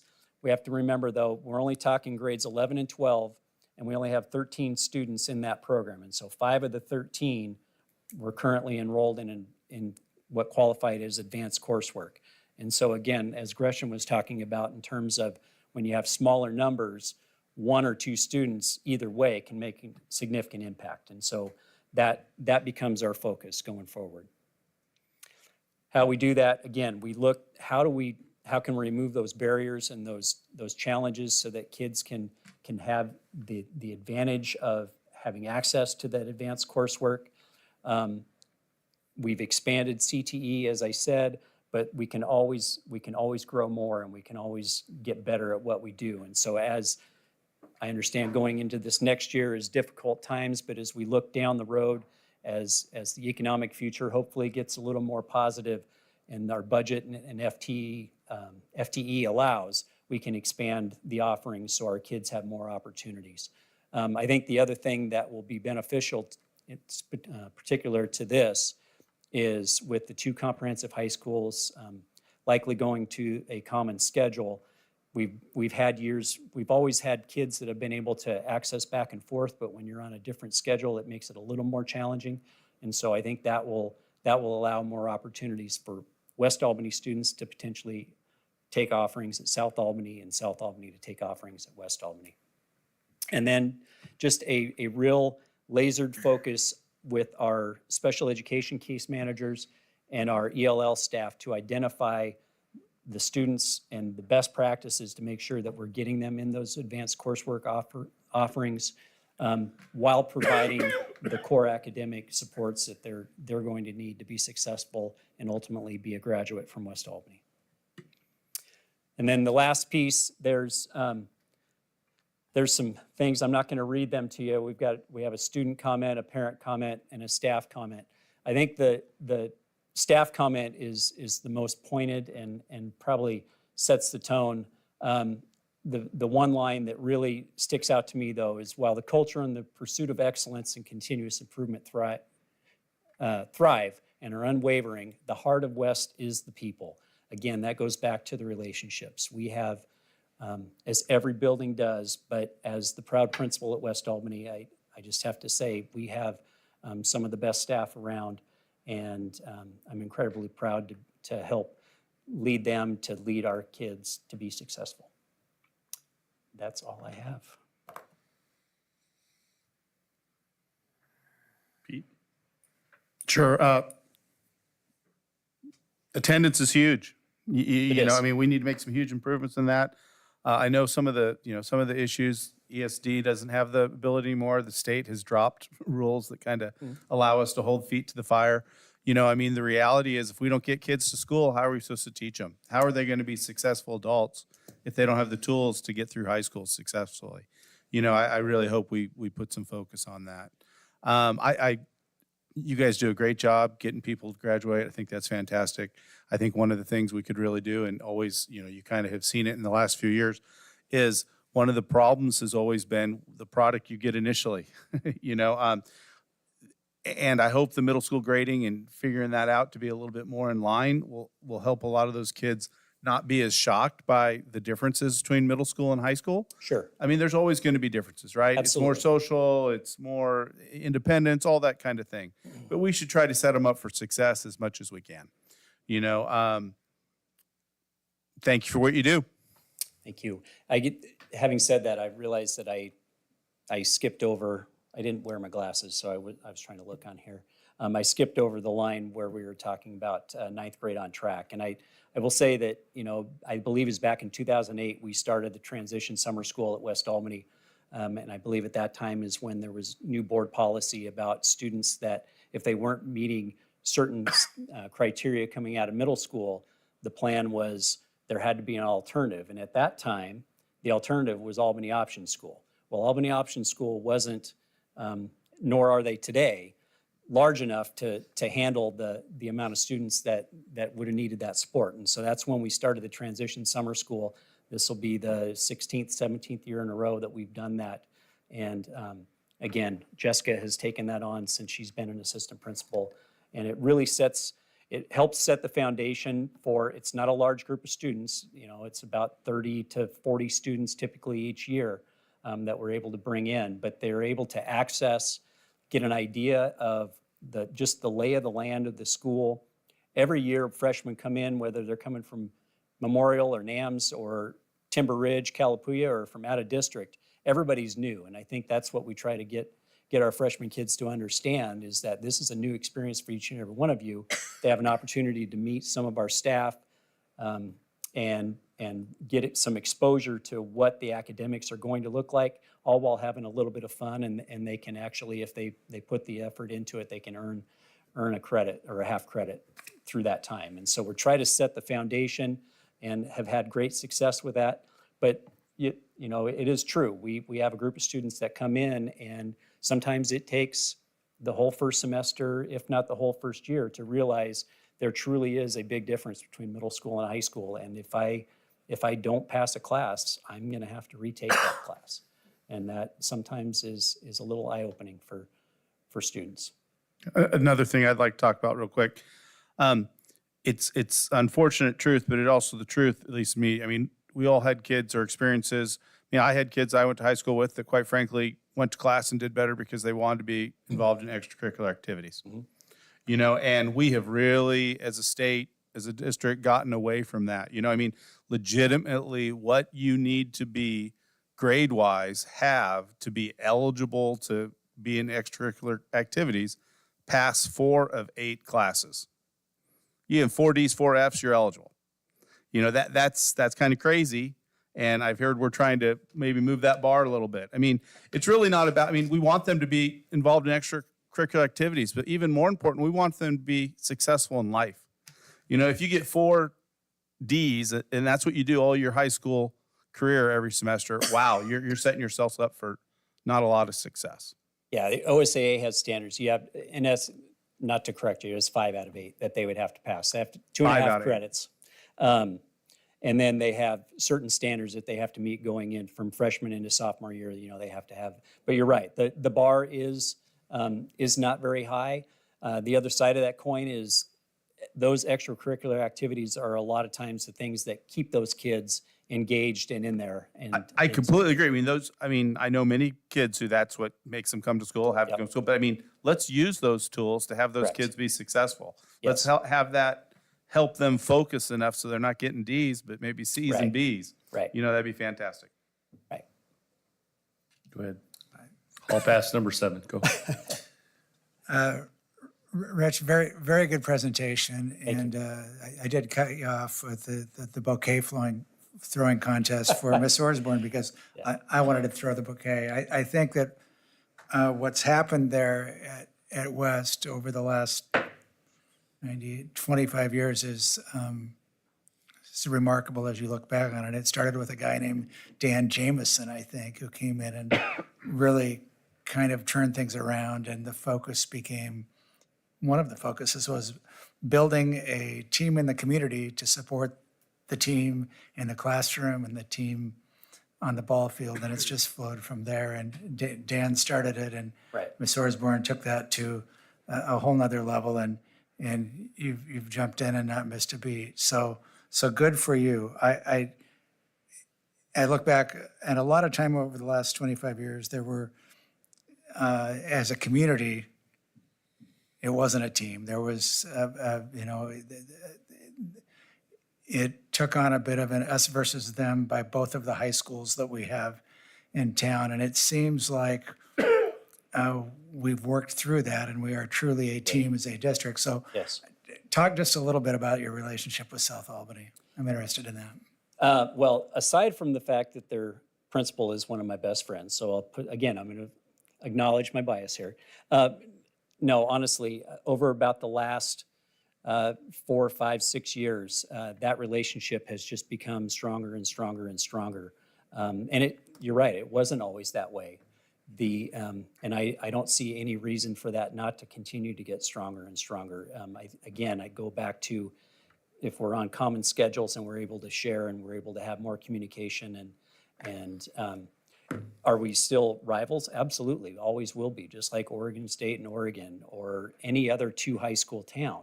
But as long as we have common focus and we have the same goals, we want success for our kids, whether that's in extracurricular, if that's graduation, it doesn't really matter. And we'll continue to work toward that same goal. Thank you. Recently, I think I saw an article in the Democrat Herald, the OSAA realigned leagues, I guess, and so now you're part of a 5-team league, is that right? Or will be Football next year? only, yes. Football only. Yeah, there's a football only, and they, I should have Dawn here to give you the accurate, but I believe that, yes, that is true. 5-team leagues, they'll play 4 non-league games, which for what it's worth, the coaches in the league are all for, because they felt like when it was a 10-team league and there were no non-league, they weren't able to help their power rankings. So we won't see any significant increase in expense by that change? No, It's not a budget Not issue, this, and not say. this year, no. And so the other thing, and we've talked about it a little bit, but not formally, with the reclassification going forward, they set the last ADM at 1,006 students before you went from 5A to 6A. And it's a little bit hard to measure because you talk about students, but we're not doing the ADM numbers. You have any idea where you are in that regard, and South Albany as well? Are you all talking about that? We have been a little bit. I know that we are, so they've changed how they've figured the formula. It's only grades 9 through 11 now. They've excluded seniors. And then they take into account your SES factor and reduce 25% based on that. We are under that number to maintain at 5A. I know that just looking at raw numbers, actual student numbers, just because of the enrollment at South Albany, they're a little closer to that cutoff than West Albany is. But I have no reason to believe that we won't both stay where we are. Okay, thank you. Thank you again. Well done. Thank you. Ryan, you have anything? No, great work. Good presentation. On anything? No. Okay, I want to circle back to attendance. So, Okay. something, a little help here. So the Put me ES. on the spot here. Yeah, well, yeah, that's my job. So ESD had how many staff members on their attendance? You talked about the person who would call people and had great relationships, and how many people did that involve? Oh my gosh, I don't know total. I know there was one attendance officer that worked exclusively in Albany. And then I'm assuming that she had some administrative So support one in the office. full-time person took care of all the schools in Albany?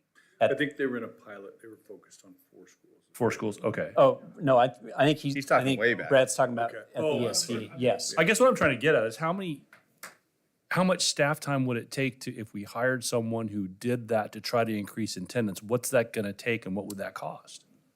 Oh, I couldn't give you a clear answer off the top of my head.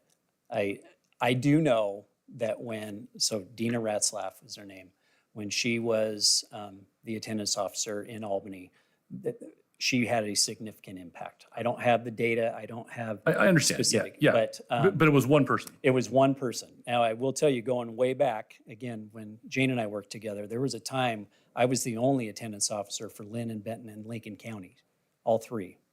So they have grown, or they did grow exponentially, where Lincoln County had its own. There were, I believe, 2 that worked in Benton County, and there were at least 3 that worked in Lynn County. That was at their peak.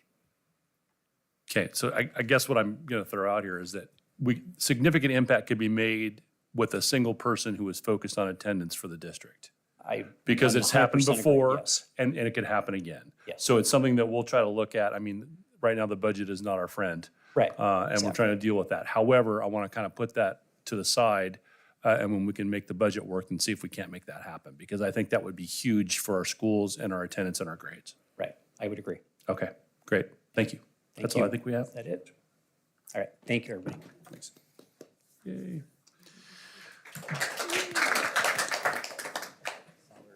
Okay, let me get back to.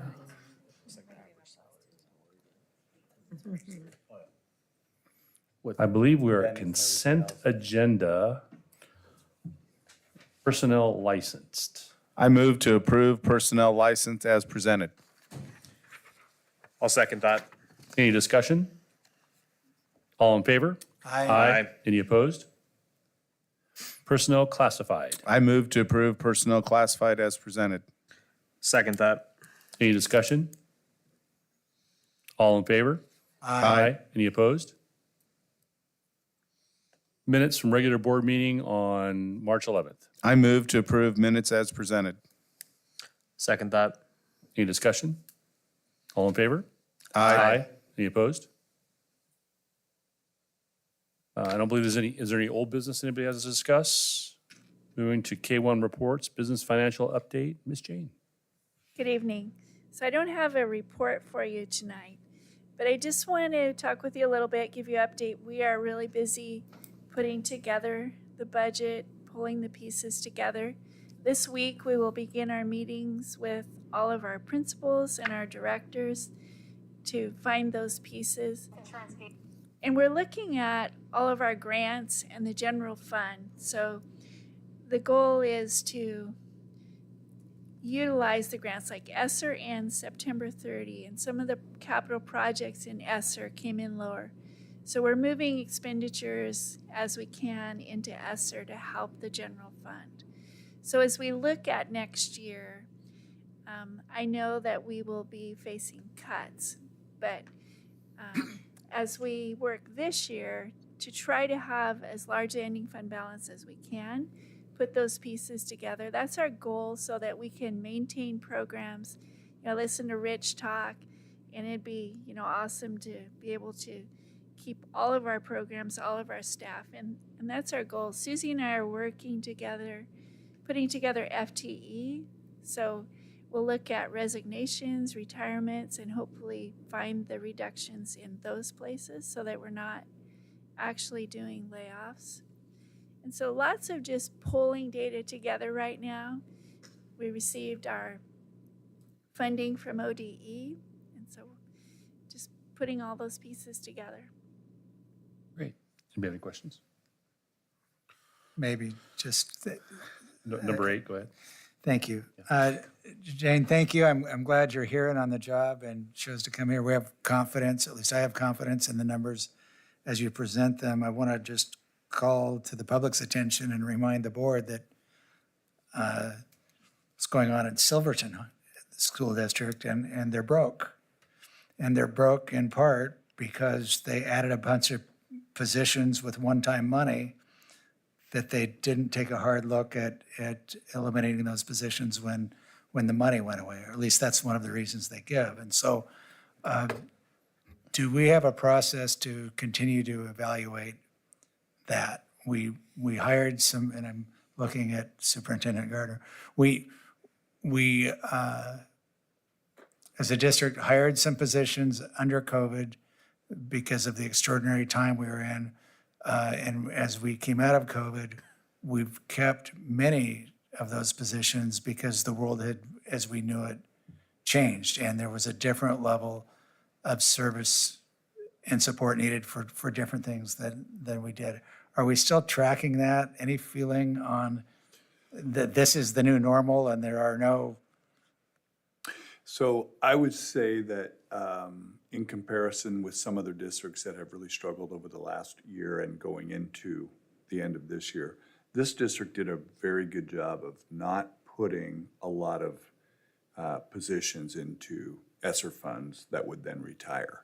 And so in that respect, we have not carried a bunch of people that we either failed to lay off or reduce. One place where we had a lot of custodial time was the ESSER funds during COVID because there were so many requirements for cleaning. Those had largely gone away. They were completely eliminated under Mr. Saxon at the end of his year. And so that's the only place that I saw a huge outlay.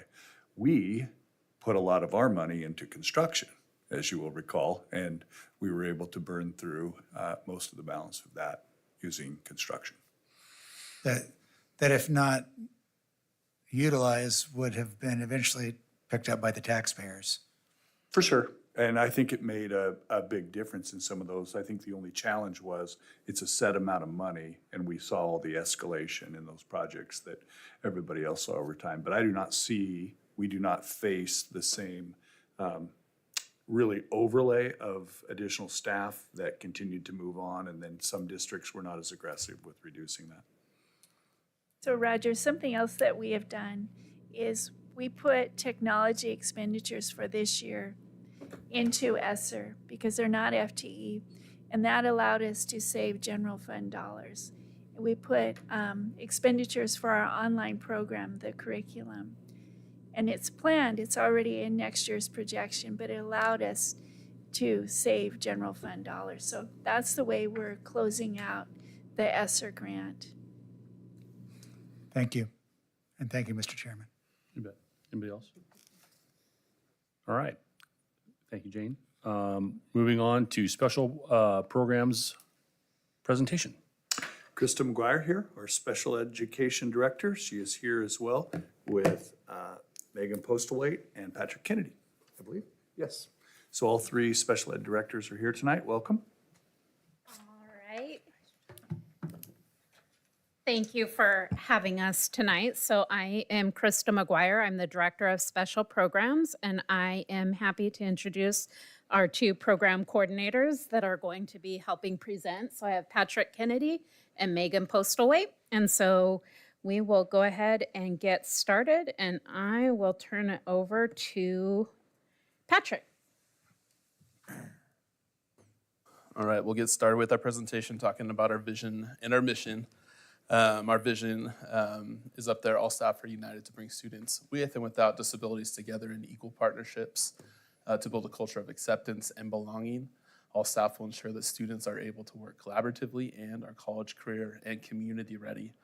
With high expectations, unimpeded by bias or discrimination, all students will access a general education curriculum and the environment where they will develop agency and voice.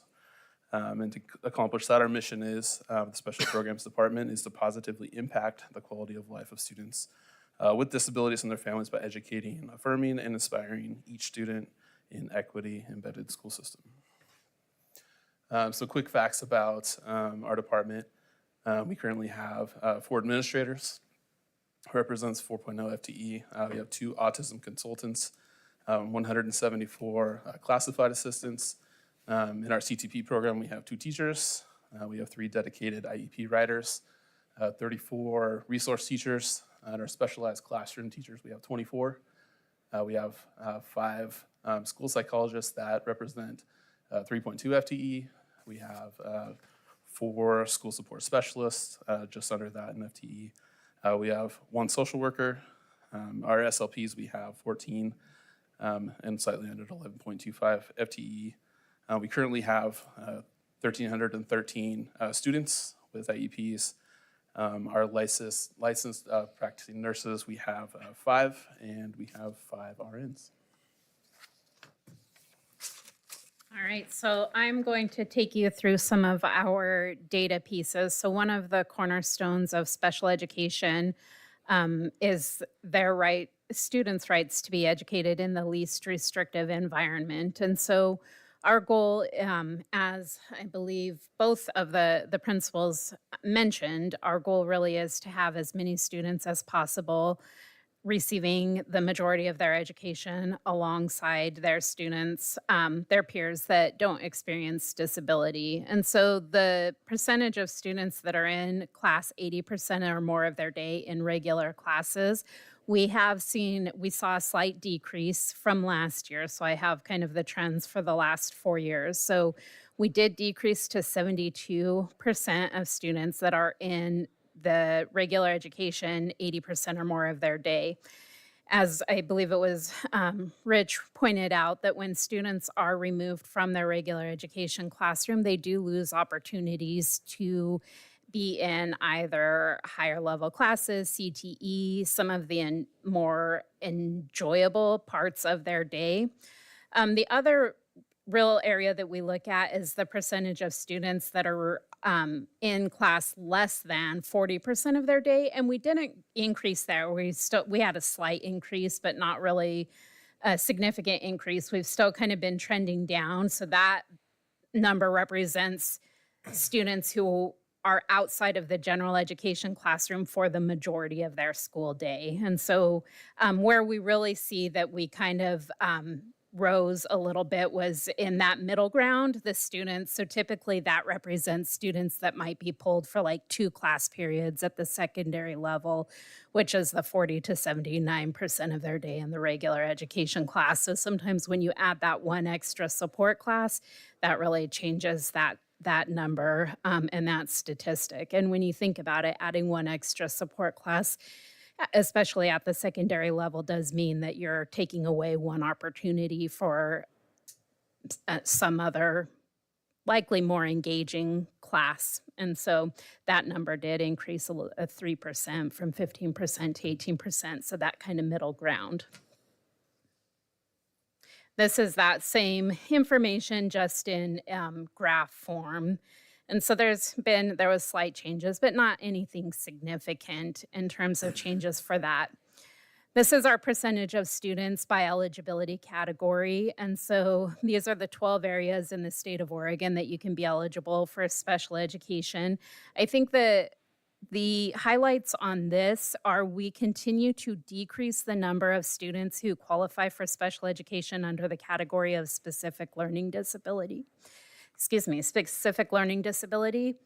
And I think why that is an important area to be decreasing is because that really does speak to our MTSS system. So I know every principal who has come in here and presented really often talks about our multi-tiered systems of supports or our response to intervention.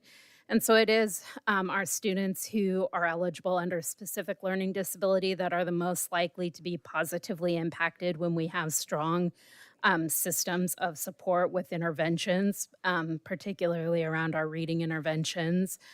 We've put a lot of work into supporting students through reading interventions so that we do not have to end up finding them eligible for special education in that area. If they can make growth through a targeted reading intervention, that is our goal. And so I'm always happy to see that that number is continuing to decline. Similarly to that, our speech language numbers continue to decline, and that's another population that we do provide some targeted speech interventions prior to referral for special education.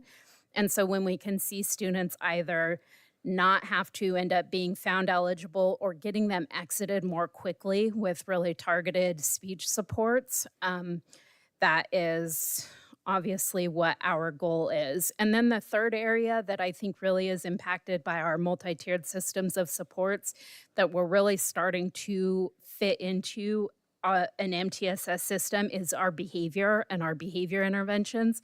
And so if you look at the category for emotional behavior disability, that number also continues to decrease. And so students who qualify for an emotional behavior disability in systems that have strong behavior supports, strong PBIS or positive behavior interventions, and really targeted social emotional learning curriculum and that type of thing are, again, we will end up having to find less students eligible for special education in that area when we're able to provide more targeted interventions.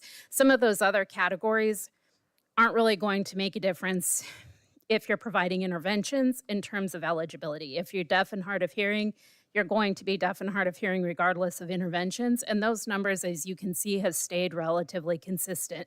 The same with an orthopedic impairment or a traumatic brain injury. Not that we can't improve quality of instruction for those students in those categories, but their eligibility is more set in stone. They have that disability and they're going to be eligible, and then it's just a matter of quality of instruction. It's the other areas that I do believe that strong interventions really do make a difference.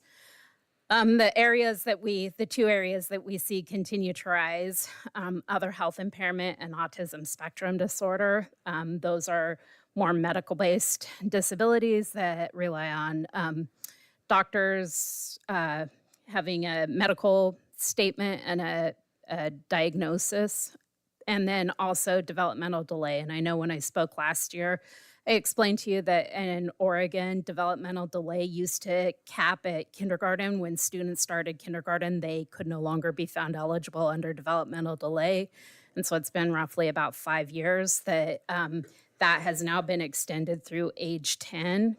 Students can still be found eligible under that category through age 10. And so we are seeing that rise because it used to, when students transferred from ECSE, early childhood special education, into kindergarten, they would have to be found eligible in one of the other categories and or exited. And so we're seeing those numbers rise as we're having kindergartners come in and be able to maintain that eligibility.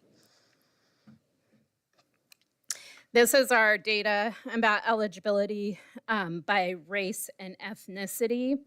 And so the thing that we're looking for here is that these are staying consistent and that they're proportional with our overall population. So we don't want to see any big changes from year to year. So this shows 21, 22, 23 school years. But that also within that, these are represented of the the students who are identified for special education in these categories match our general education population. We do have disproportionality this year, which I'll talk about in a minute. I will get there. This is our, this represents the students in special education within the district on the orange graph, and then the bluish purple graph is just our all students in the district by race. So we again are looking to make sure that none of these are significantly disproportionate with the others. So we're doing good in terms of the overall students identified for special education broken down by race, with the exception of one category, which I will talk about. So this is the main categories of special education where the bulk of students are eligible: autism spectrum disorder, emotional behavior, intellectual disability, other health impairment, specific learning disability, and speech language. And so the area where we were flagged for disproportionality, which is really last year's data, is in our, looking at this data, I would have thought it was, I'm a little concerned with our specific learning disability eligibility for Hispanic students, which is what that green is. So the yellow is our white students. The green is Hispanic students. So the number or percentage of Hispanic students that are found eligible in each of these categories. And then the red is our multiple ethnicities. And so I am concerned, and we have been working with also with our ELD counterparts to really plan some focused professional development around eligibility for special education in these areas, specific learning disability specifically.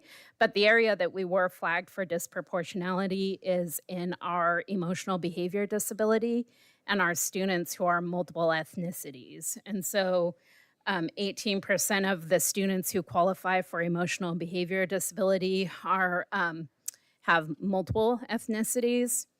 And so we, as a result of that, we will have to engage in kind of a root cause analysis in terms of looking at why we have more students that are identified as multiple ethnicities that are being identified as a student with an emotional behavior disability. I've already looked at the data, and for the majority of the students that are in that flagged group, we did follow processes. We do have one of the things that we really emphasize when we are considering eligibility for emotional behavior disability is whether there's been a functional behavior assessment completed and whether the student has a behavior intervention plan. And so we have been following those processes. Multiple ethnicities is an interesting category because sometimes from year to year, depending on how parents enroll their students, sometimes they show up as having more than one ethnicity, and sometimes they will show up as just being either white or just being. And so I feel like as a group, that multiple ethnicities is pretty variable. And so this is the first year that we've had disproportionality in that area. And so it could just be a little bit of a fluke, but it's definitely something we want to keep an eye on and watch. This just shows that same information in terms of this is the specific category of multiple ethnicities and emotional behavior disability. This is from our special education report card. And so one of the areas that we get tracked in terms of from the state level is whether we are following timelines for evaluation. And so by law, we have to hold an eligibility meeting within 60 school days of getting signed consent. and we are at 100% of meeting that legal requirement. Our parent satisfaction survey results, 75% of our parents report that they feel like during their IEP meeting that the team facilitated their involvement. And so we would like to see that obviously be a little bit higher. And so we will be targeting and working on that. And then our secondary transitions, this is an area that we have, it has been a little bit of a struggle in terms of on audits. When the secondary transition, there's a whole page of the IEP that's about transition planning that's pretty technical.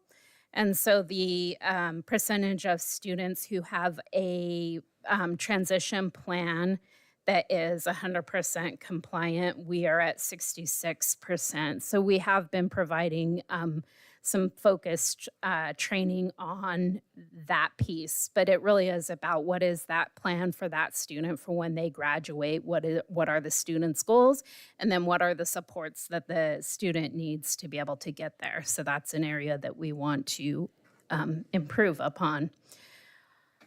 Our graduation rate, 63% of students on IEPs in the district graduated. And then our dropout rate was 28%. And so obviously those are concerning statistics. And that is not atypical across both the state and the country.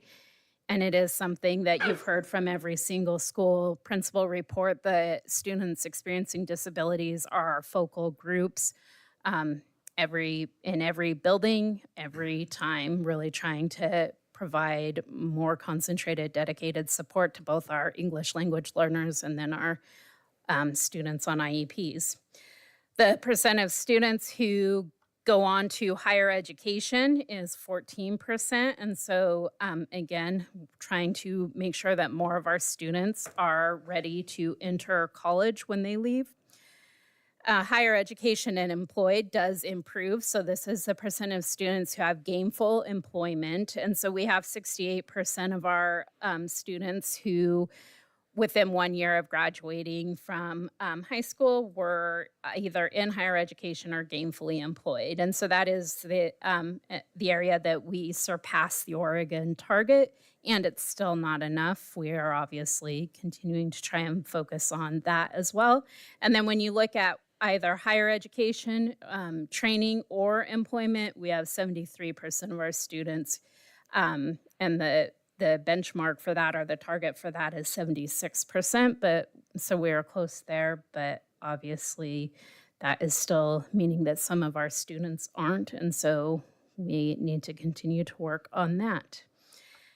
This is, whoops, that's weird. Oh, okay. Just took a second. This is looking at some of our state testing data. So one of the areas that we are also on our special education report card, we get graded on our participation in the state testing. And so this is the percentage of students at each of the grade level that participated. The blue is students on IEPs. And then the gray is what the target is. And so we have been a little bit low. I believe it's in all of those areas, it's 95%. And so we've been a little bit low on that and continuing to work on. It's difficult when parents are able to opt out of the state assessment. But really trying to ensure that IEP teams are not making decisions about opting students out of the testing, because that is not an IEP team decision. It would be about what accommodations does the student need in order to be successful in those areas. The next set of bars are the regular assessments. So students who took the assessment, again, the blue is our students and the gray is the target. And so the one area that I do want to highlight and point out that we are pretty much meeting the target is in our grade 8 English language arts. And so, and we are approaching in the other areas. So we know as leading up to graduation rates that we need to continue to have more of our students experiencing success in these areas. The alternate assessment, most of our scores for the alternate assessment is for students who are working on alternative curriculum, modified curriculum, who are not able, primarily because of a cognitive impairment, to take the regular assessment. They would take the alternate assessment. Most of our scores in that are suppressed just due to smaller numbers, not having a large enough number to actually report the data in those areas. And so with that, I am going to turn it over to Megan. I get to do the fun part with the points of pride.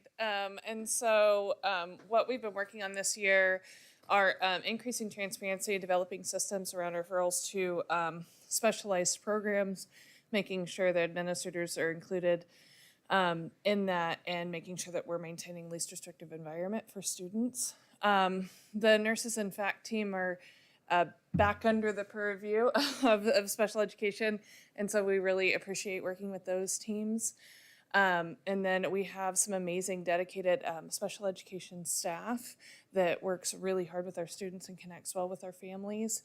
And then as far as our professional development goes, we have been working on presentations around neurodiverse affirming practices to make sure that we're including all of our students and giving access, as well as pieces to take care of staff with self-regulation and co-regulation strategies for both themselves and students. And so the areas of challenge that we currently have, some of these in terms of hiring, some of this is reflected in last year's as well, but it's gotten better this year. So still struggling with related service providers like speech language pathologists. It's like gold every time you go to a recruiting, everyone's looking for an SLP. So recruiting those folks, certified special education teachers, classified substitutes, and then retention of special education and administrative staff, just the turnover that's happened in this department. Professional development, the areas of professional development that present challenges for us are time constraints around providing training to increase safety, establish systems, increase the quality of instruction, and then revisit, refine systems and processes. So just the time to get in there and train. A lot of our special education staff is new, and so making sure that they're well supported and then that we're training them. I know that Susie was saying we went to recruiting, and almost every program, all of their special education teachers are already in jobs. They're just finishing up their programs. And so a lot of times we have staff that are finishing up programs at the same time. So we want to make sure that they're well supported. And then implementation of new legislation is a challenge, both making sure we have all the most current information and that we are disseminating that information and supporting our staff and understanding it, both with the abbreviated day 819 and then the new restraint and seclusion 790. And so our next steps, we have contracted for a strategic needs analysis to look at and identify current resources and skills that are present in staff, students, and community agencies related to mental health. I know that when the officers were presenting their piece, they spoke a lot about or a part about mental health being a component of some of the things that are going on there. And so this is one way to help support that. We want to assess the current level of mental health distress and acute needs across both student and staff populations. It's a stressful job. And we want to make recommendations related to district investments and operation priorities to help with those unmet needs. And I would add to that with the mental health, I think with the focus on attendance, I do think that one of the very real barriers to attendance is student mental health. And so really looking at how we can increase systems of support for students experiencing mental health that is impacting their ability to come to school on a daily basis. And then as far as program needs, we want to examine the needs across the district going into the budget session. Consider the incoming kinders when we're looking at IFSB to IEP transitions and placements, and then students transitioning between levels and making sure that all of that's carried over and smooth and everyone is in the right spot. And that's what I've got. Other questions?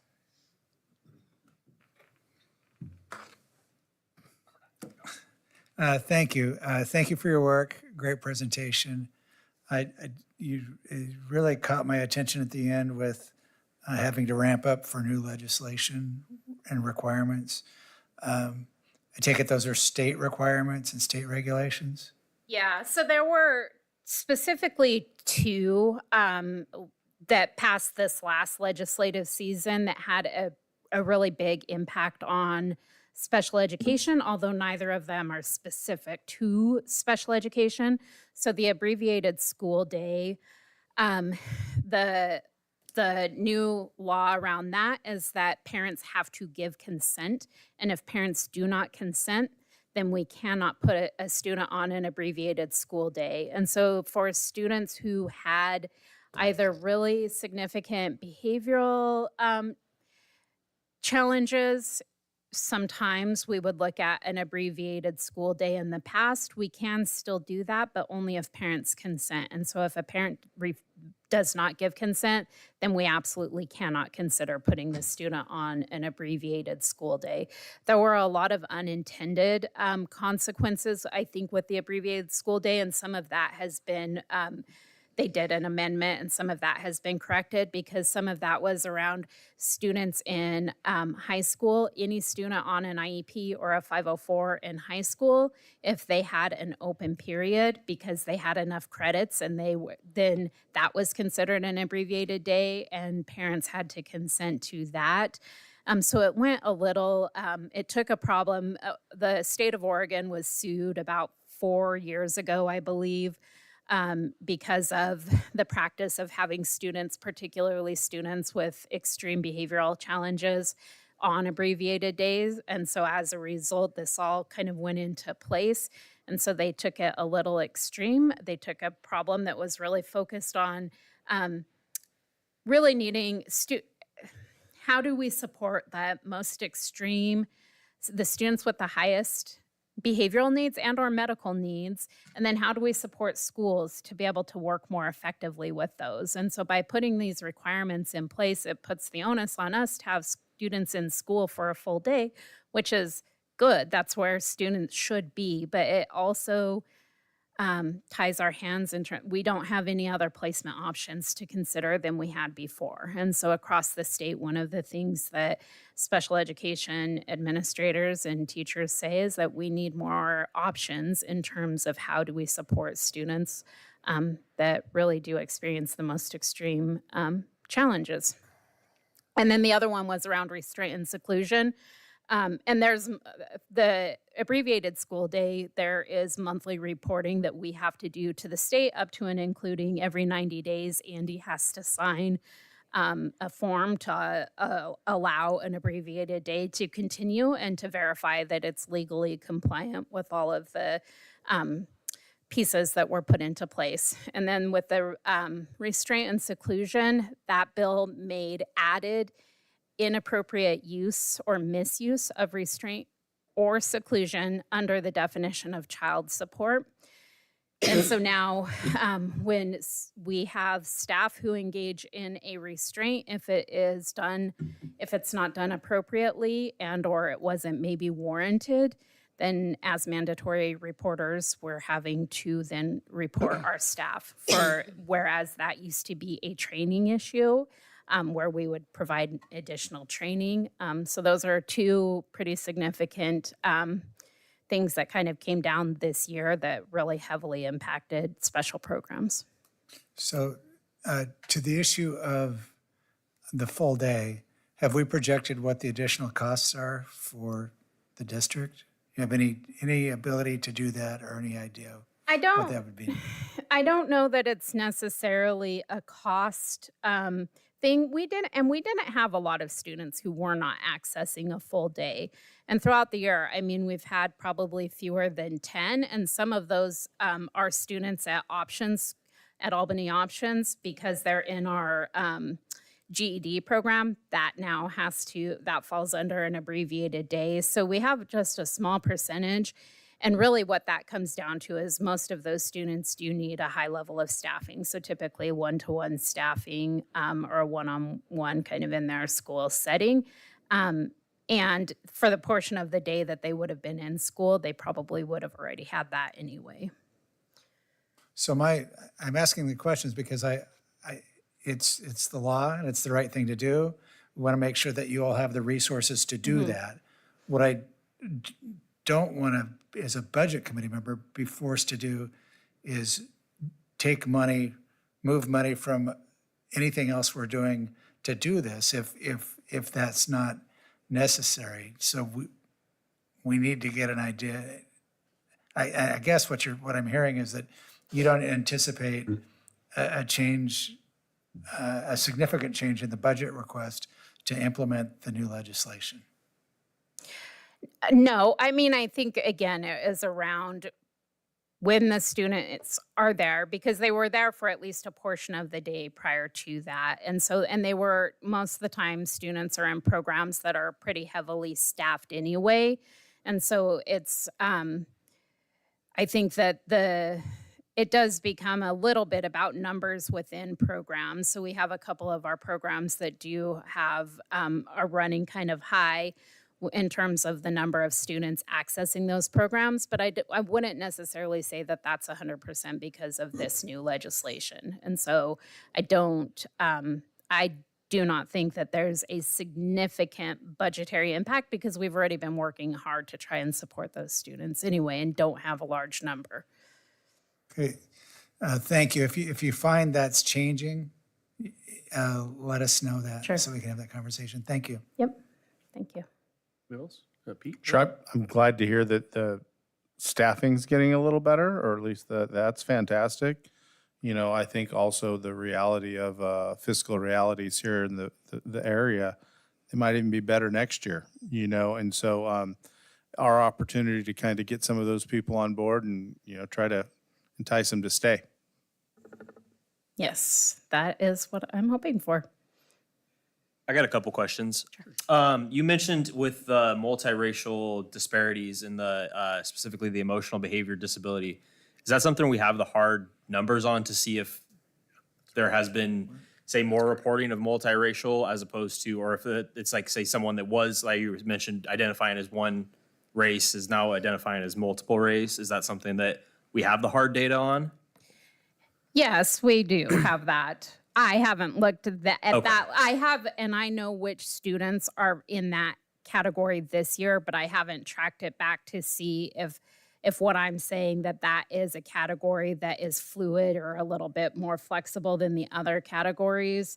I haven't looked back to the data from last year to see the exact number in each of those categories. Okay. I just didn't know if that was difference in reporting by individuals or if that was an influx of new students, where that came from. So that would be. I know from my own students, my own children, that when I'm filling out their enrollment form, sometimes they end up one thing and then the next year I'm like, oh, they are something else. So. Gotcha. One more question. With the B3B, the regular assessment for the ELA, is there something different that's going on with between 4th grade, 8th grade, and 11th grade? Because the 8th grade, like you mentioned, was right on par, but the other ones seem to be different. Is there a reason for that, or can you explain that a little bit? So I think one of the things within the last few years at the middle school level specifically, they have really been improving on their intervention, so on their kind of multi-tiered system of supports. Our elementary schools have had a pretty solid MTSS system. And so within the last few years, our middle schools have been continuing that. So it used to be when students left elementary school, if they weren't in special education, they didn't receive an intervention. And so Our middle schools have now been providing targeted intervention classes as well.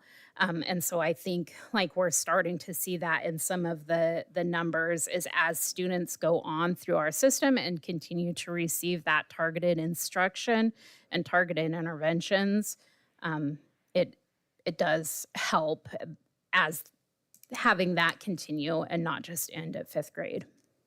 So if I'm understanding correctly, the continuing support would show where this number should stay pretty similar, and then over the next couple of years would continue to level out across the grades. Okay, thank you. Yeah. I don't have any questions. Good job. right. I will tell you that disproportionality and multiple ethnicities has come close to the surface a handful of times, and it's impossible to find the delta in that. So the solution in the past has been to rerun the data. Mm-hmm. We Thanks. solved the problem, but whatever. It's not a brand new problem, but it's a really unsolvable one. Yeah, thank you. All right, thank you. Thank you. The reason is because it's in million way it's more expensive to get to the previous day. You should have to throw extra services or tutoring. Really? Yeah, and plus we have the BIC already, so okay, with that little baby, we're going to BIC. Andy, do you want to go ahead and introduce Kelsey? Yep, Kelsey will be presenting. You will recall last summer we talked about having a report every other month. It's connected to one of my goals, just the bias incident. But it's a general overall EDI report. So Kelsey, from your share. Hello. And I'm really grateful tonight you're gonna get to hear from Ethan, who is just incredible, and I'm excited for him to be able to speak to y'all as well. So Good. just a quick overview on some department updates. Our administrators just continue to really look at the ways that they're tracking bias, and that's positively impacting the ways in which we're tracking. It's reflected in our numbers. That passion for figuring out ways to find solutions for students is showing up in the ways that we're tracking. I continue to work with the levels directors at ALT meetings to communicate with administrators about ways that we can improve our tracking and the importance of the areas we're focusing on. So areas of focus, making sure that we're tracking that it is a hate-related issue, tracking the type of bias that it is so that we have that data, as well as the students involved with a particular emphasis on the student who's experiencing harm. I've spoken to this previously, that if we have a tracking system that allots for kiddos who are offending 1 time, 2 times, right, that's great. But if we have 4 kids who are the brunt of all the experiences across the district or across that school space, that greatly impacts that student and that student's family. That's even more pressing if that family has multiple students in multiple schools. And so tracking the victim allows us as a school district to appropriately support that family and figure out ways to make their experience better. Our administrators are really leaning into scenarios that we've put in front of them at ALT, which talk about certain bias incidents that we've seen happen in real time at our schools, and we work through what does it look like to support the student, what does it look like to offer learning and an opportunity for growth for the student who's causing harm, as well as looking at discipline through our progressive model when applicable, right? And then also gives them an opportunity to speak to one another. I think that when it comes to this important work, we have to look to each other to see what's working at your school, what's working at this school. And it allows people to work together and figure out ways to improve amongst administrators rather than just Ethan and I telling folks what they should be doing, right? And then our affinity groups continue to go well. We have some exciting stuff to share out with you, as well as a pilot that we did around student advocacy, which we'll be sharing about tonight. And we've had multiple outings, as well as a couple more coming up. Hadley spoke to one, the Latine event that's happening at LBCC that I've helped Jason and Angel plan for this year. The Western Cesar Chavez, one that's happened for 40 years, was canceled this year, so we stepped up as a community. Super grateful for Superintendent Gardner and the surrounding districts who have been willing to look at ways to support our students and an opportunity to engage. I'm really excited. We have a FACT partnership coming up for an event with our title schools. I think a lot of times when people think about EDI, they think about certain types of topics, but we've been looking at ways that we're partnering with all different folks in the district. So that's exciting to start doing. And then I'm really grateful for the opportunity to work with our two mainstream high schools to look at the ways in which we can positively impact student experience there. Grateful for Stafford for allowing Ethan and I to partner, and for the administrators who being willing to allow us upon that journey, because ultimately we want to support their growth. We'll speak a little bit more to that later. And then we've started to do some community gatherings, just opportunities to engage with folks in community and hear from them about ways that we can partner and positively impact their students. So a few things there. In terms of our numbers, as of right now, from September to February, we saw tracked in our internal system, Synergy, 314 different bias incidents, and we have them broken up here by elementary, middle, and high.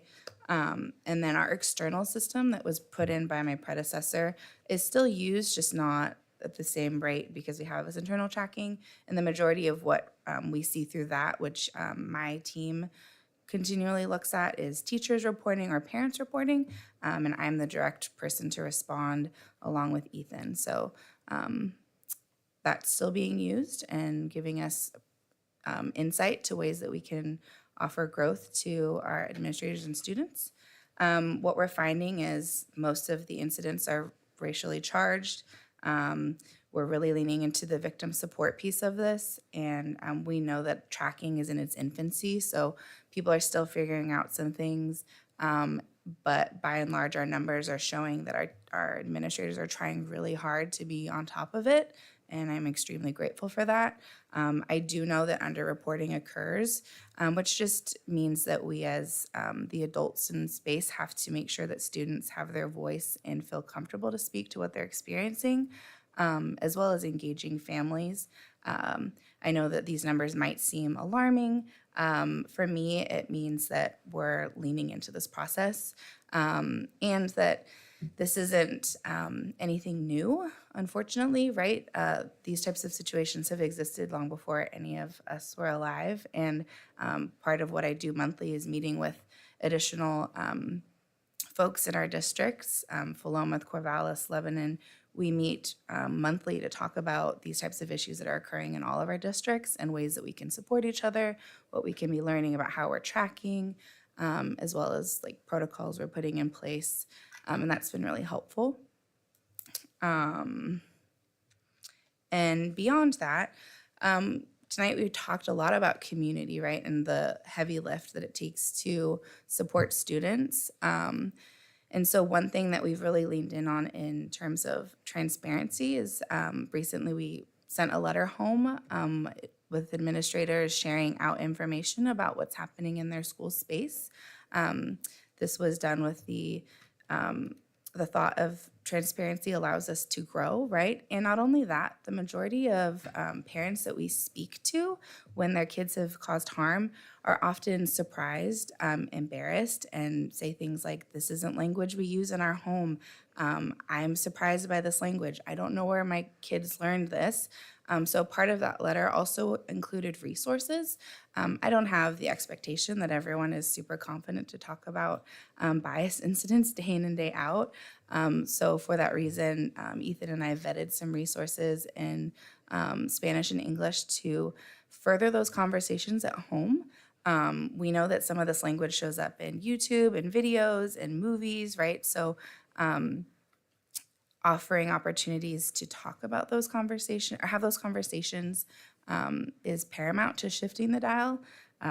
There's almost 10,000 students. I can't reach every single one, but I'm really grateful that we have families who want to be a part of the solution, that we have administrators and teachers who are really trying to positively impact and change what's being spoken about in their classrooms. And to that point, community gatherings have allowed us to hear firsthand. And then Ethan and I spend a large amount of time supporting parents after situations have occurred, as well as offering our administrators an opportunity for restorative conversations, because sometimes when harm is caused, it's nice to have someone else who's in that the room to have that conversation. So administrators and parents, Ethan and I there present, and then allowing for that buffer sometimes is a help. And that has really offered our administrators more confidence to deal with these types of situations, right? We don't come to this work lightly, and it can be challenged to have those courageous conversations. So I'm really proud of the administrators for leaning into that, and I'm grateful for parents who are willing to listen and understand and see the changes that our administrators are making. By and large, even the families whose kids are experiencing harm, when they're frustrated, have been able to say, I see what you're doing, I see that you're trying, I'm grateful for your time. So yeah, and the biggest piece that was important from my perspective about the letter, beyond the numbers and just opportunities to have those conversations, is the commitment that we're trying to make this year for our students and families, which I listed here, responding to the bias when they occur, listening to students and families to understand the impact they're experiencing, prioritizing those who've been negatively impacted, and then assuring that response and upholding accountability to students who are causing harm. And then also working to maintain relationships with administrators, families, and students to student, because we want students to be able to coexist in their classroom space and do what they're here to do, which is learn. And then also offer diverse opportunities for students to feel welcome, belong, and included. And I think that the rest of this will speak to some of the things that can positively change that for students as well. I think that when we look at bias incident, that has a strong impact on student well-being. But there are a lot of other things that take place that could positively change student outcome. And to that piece, another thing that's come up a lot and continues to come up is attendance. Krista spoke to this as well, and I can say that I have had parents, administrators, and students speak to the fact that when they're experiencing harm, they're not as excited to come to school, right? I do know that I've had to have a couple conversations with parents saying, my kid doesn't want to come to school. They're getting picked on for this, that, or the other. And I've had to work with parents and students and administrators to put in place safety plans or figure out ways to separate kiddos that are causing harm to other kiddos. That's something to keep in mind when we look at attendance. Now, Ethan, I'd love to bring up, we're really excited about this pilot opportunity that we did at NAMS. And the majority of the rest of this is going to be focused on our most recent activity, which was Black History Month. So you'll notice that it's focused a lot on the Black student experience. Awesome. Good afternoon, board. Superintendent Garner. Thank you for having me up here. I haven't gotten to spend time with you guys this close up. So yeah, I wanted to just thank you for having me and allowing me to speak to some of the experiences that we've had over the last couple of months that have been just really awesome bonding experiences with our kids. And one of the projects that we did most recently was at North Albany Middle School, where we were taking a look at kind of conceptually, during the month of February, we're talking about Black History Month, we're talking about Martin Luther King and what his messaging was, looking at the I Have a Dream speech, right? Very classic. And what we did was we looked with the students kind of as looking at the I Have a Dream speech as a concept exploration for getting the kids to think about it in a grander context. So in grander context, what was Martin Luther King's I Have a Dream speech all about? It was about essentially that whether you're blue, purple, green, you deserve and have the right to have an amazing, fulfilling life. And so we got the kids thinking about, this is a societal thing and something that we talk about in general, but what does it mean for your individual school community? What does that mean to be a student at NAMS? What would have to be the case in the environment for you to feel safe, happy, and whole at your school and be able to engage in your education and be able to focus on that rather than some of the other things that can tend to happen? And so the goal with this project was really to provide students an opportunity to just simply be creative, introspective, and kind of think about, like I said, what it means to be a student in their school communities. and to feel safe at school. And so students, we wanted them to feel like they had a choice. So we said, do you want to do this project? Will this be fun for you? And the kids were really excited about, yeah, I want to do this. And so we got them working on their personalized speeches. So each student was able to, and we had amazing co-facilitators there with us as well, that helped us sit with each individual student and say, okay, what do you need to feel happy and whole at school? What does that look like? What would it feel like? What would be happening in your classrooms? What are ways that your friends or classmates would engage with you differently or the same? And we had a lot of students that said, there's actually a lot of things I really love about my school that I wouldn't change at all. I feel great here. And I'm like, that's great. Talk about that. Tell your teachers and your principals the ways in which they can continue also to show up for you in your school so that we can kind of keep that positive trend going. So we worked alongside our amazing principals at NAMS, Ms. Zika and Ms. Dietrich, to kind of think about, okay, we've got kids writing these amazing speeches. Well, what are we going to do with it? What is going to be our share out plan in a way that we can engage them further?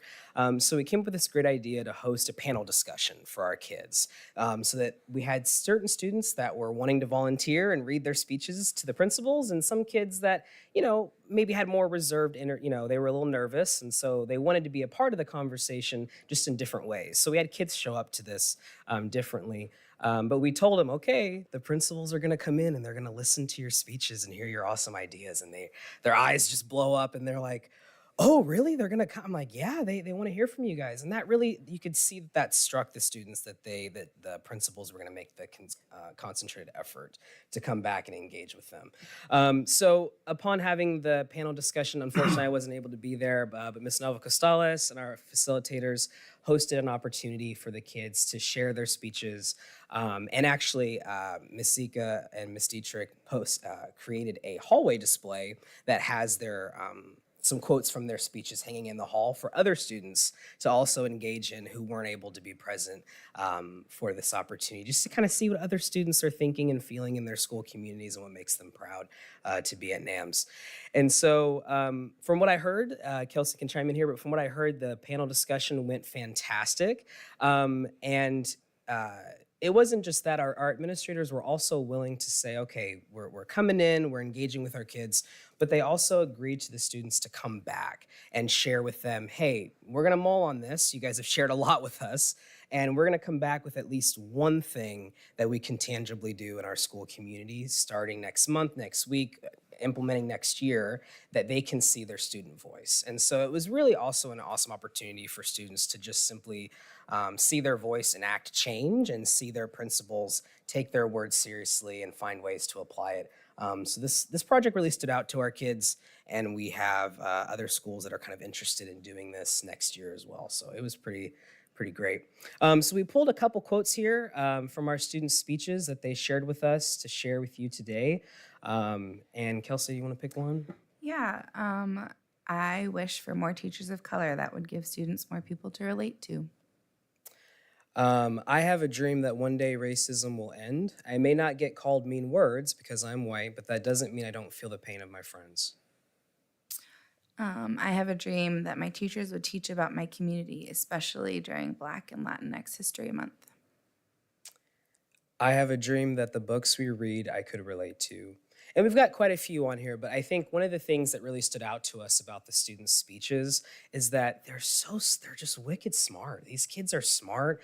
They're looking at their environments. They're looking out for each other. What really stood out to me is in our BSU and in our LSU spaces, BIPOC spaces, we also have a significant number of white students that are present in those spaces and engage in those conversations and share at depth how they're impacted by the way that their friends and their fellow peers that aren't their friends are being treated and have experienced harm. And so these spaces have just been phenomenal in bridging relationships with kids that weren't friends before, didn't talk before, that now they're coming in, they're excited, we're eating pizza and drinking Capri Suns and having some really good conversations, and it's been a real light. So thank you for letting me share that with you.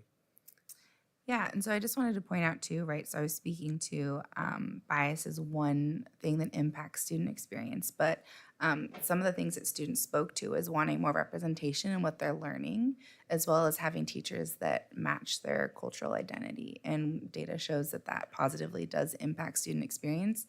And if we have BIPOC students experiencing deficits in terms of the harm they're experiencing, those types of changes do positively impact their willingness to want to show up, to engage in school, and be successful, as well as just foster a feeling of belonging for them.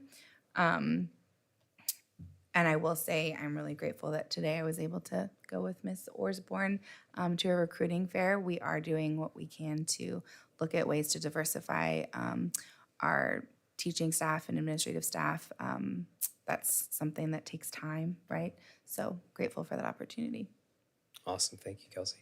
And I want to share with you a little bit about our field trips. So we had an amazing field trip with the Oregon Black Pioneers, which if you're not familiar with Oregon Black Pioneers, they're one of Oregon's only historical societies dedicated specifically to preserving the experiences of our African American communities in Oregon for more than 30 years. So they've been in the game for quite a while.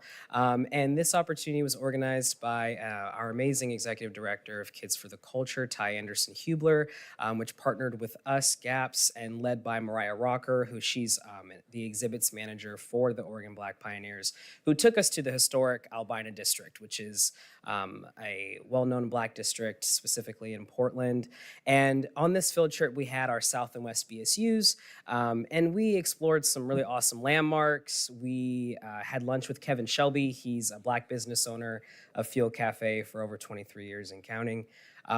We attended the Soul Restoration Center run by Dr. S. Renee Mitchell, which I went to high school with her, which is really, it was kind of a fun way of, Portland's small. And we shared food, laughs, joy, curiosity. I mean, the kids, this was really fun. They were really playful and had a good time, but then they also knew when to be serious and asked a lot of really awesome questions about just Portland's history in general. So it was great.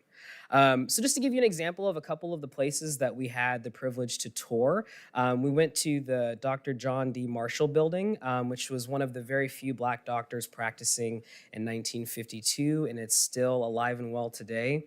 The Mount Baptist Church was built in 1925, and it's one of Portland's first Black congregations, and today still stands as one of as a big landmark. And actually, they showed us some pretty beautiful historic pictures. I didn't know Dr. King himself actually gave a speech at this church, and so we got to see some historical accounts and photos of that, which was very cool.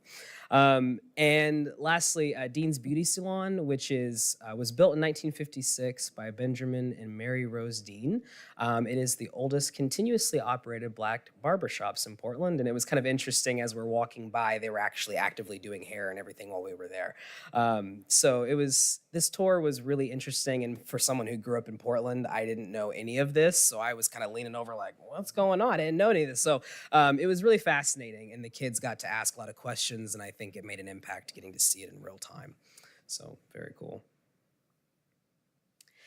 And the Soul Restoration Center, this was really an interesting visit. So it's a nonprofit organization that was created by Dr. Mitchell, and she began this, she spoke to that she found the need to create this center out of a need for the Black community for healing. She was born and raised in Portland, and really centered a lot of the experiences of Black folks, recognizing some of the historical traumas that have happened in Oregon for folks. So before we even, and you can see the picture in the top right, so before we even went into the building, she stops us at the door, and before she let any of the kids in, she says, okay, I want everybody to read this sign. So we all take a minute, we're kind of squinting, and it says, please take responsibility for the energy you bring into this space. And then a little bit more of a blurb at the bottom that I can't read from here. But she kind of looked and turned to all of the kids and said, I want you guys to know that it took me my whole life, getting to a point where she could own something that she can offer community. And she talked about the importance of kids realizing like this space is for you. I created this because I want you to come in here and I want you to feel at home and I want you to feel like you can be yourself and I want you to feel supported. And because many of the kids were kind of, they're looking down and these kids have struggled. And so she saw that and kind of said, okay, before we come in, just know this is about you and we're going to make you feel good today. And come on in. All right. So then we go in and it really set the tone. And so while we were here, we did some amazing activities where we kind of talked about culture, or talked about kids sharing their stories, what inspires them, what has made them feel motivated, what are they proud of with themselves. She really talked about kind of creating some sources of pride for yourself and just self-love. I mean, a lot of these kids, they struggle with that. And so she just really spoke to that. And what was beautiful about it is she stood up at the front and kind of, to the right, you can see she was kind of coaching the kids through some activities and we played bongos and had a good time with music. But then she also came and sat down with the kids while they were working and talking to them and getting to know them and asking where they're from. And so it was a very engaging experience. It was really, really fun. And then our tummies were rumbling. I know I was hungry. So we headed to Fuel Cafe, which is owned by Kevin Shelby of 23 Years and Counting, as I mentioned before. Mr. Shelby, this was a phenomenal experience. The food was darn good. Y'all, you got to check it out if you can, if you go down to Portland. Really, really good food, and the staff were so kind. And we had a ton of kids running in there, grabbing seats, asking to order something, and they were on it. And I have to say, he had probably honestly the best waffle I've ever had, and I eat a lot of pancakes and waffles, so that's saying a lot. It had there was a unique ingredient in there. I don't know what it was, but it was really good. I told him that, and he said, "Oh, I'll tell you the secret if you come back." So I got to go back. But he stand up in front of the kids and just really gave them some words of encouragement. He talked a lot about his experience being a Black owner for over 23 years and some of the challenges with that and things that he's overcome living in Portland, and just really telling the kids, just to take their education seriously. It's all about your education and getting degrees and making sure that you're established in the world so that you can move up and affect change. And he talked to the kids about, considering being business owners. He was like, Black community, we don't talk about owning businesses. We don't talk about some of these things. I want you guys to see yourselves as owning something in community and giving back. And it was he had some beautiful words of encouragement for our kids and fed us some darn good food. So that was great. And I just wanted to share just kind of a little collage of the pictures of us. These kids were just incredible. I really enjoyed them. They were engaged when they needed to be, asked some beautiful and amazing questions. And I think there was something to be said about seeing our South and West kids come together and just treating each other like family. I absolutely loved that. They we're asking questions and critical, and then you can see in the corner here, we're lifting kids off the air. They're picking each other up, throwing each other around. But they had a good time, and it was a really big bonding opportunity. We had a couple parents actually come as well, and so it was just, it was really great, really great. Awesome. And I'll give it back over to Kelsey. Yeah, thank you, Ethan. You're wonderful. I appreciate you. And so we just wanted to take an opportunity to give some roses because we've spoken a lot about community, right? Ethan and I are new to this community. We don't come from Albany. We weren't raised here. But I didn't come to this space lightly, and I know that this work takes a lot. It's a lot for just two people to do. So I just want to say I'm incredibly grateful to all of the administrators that we get to work with. We spent a lot of time this year building trust with those administrators and just showing up for them as much as possible. I know that we have more work to do.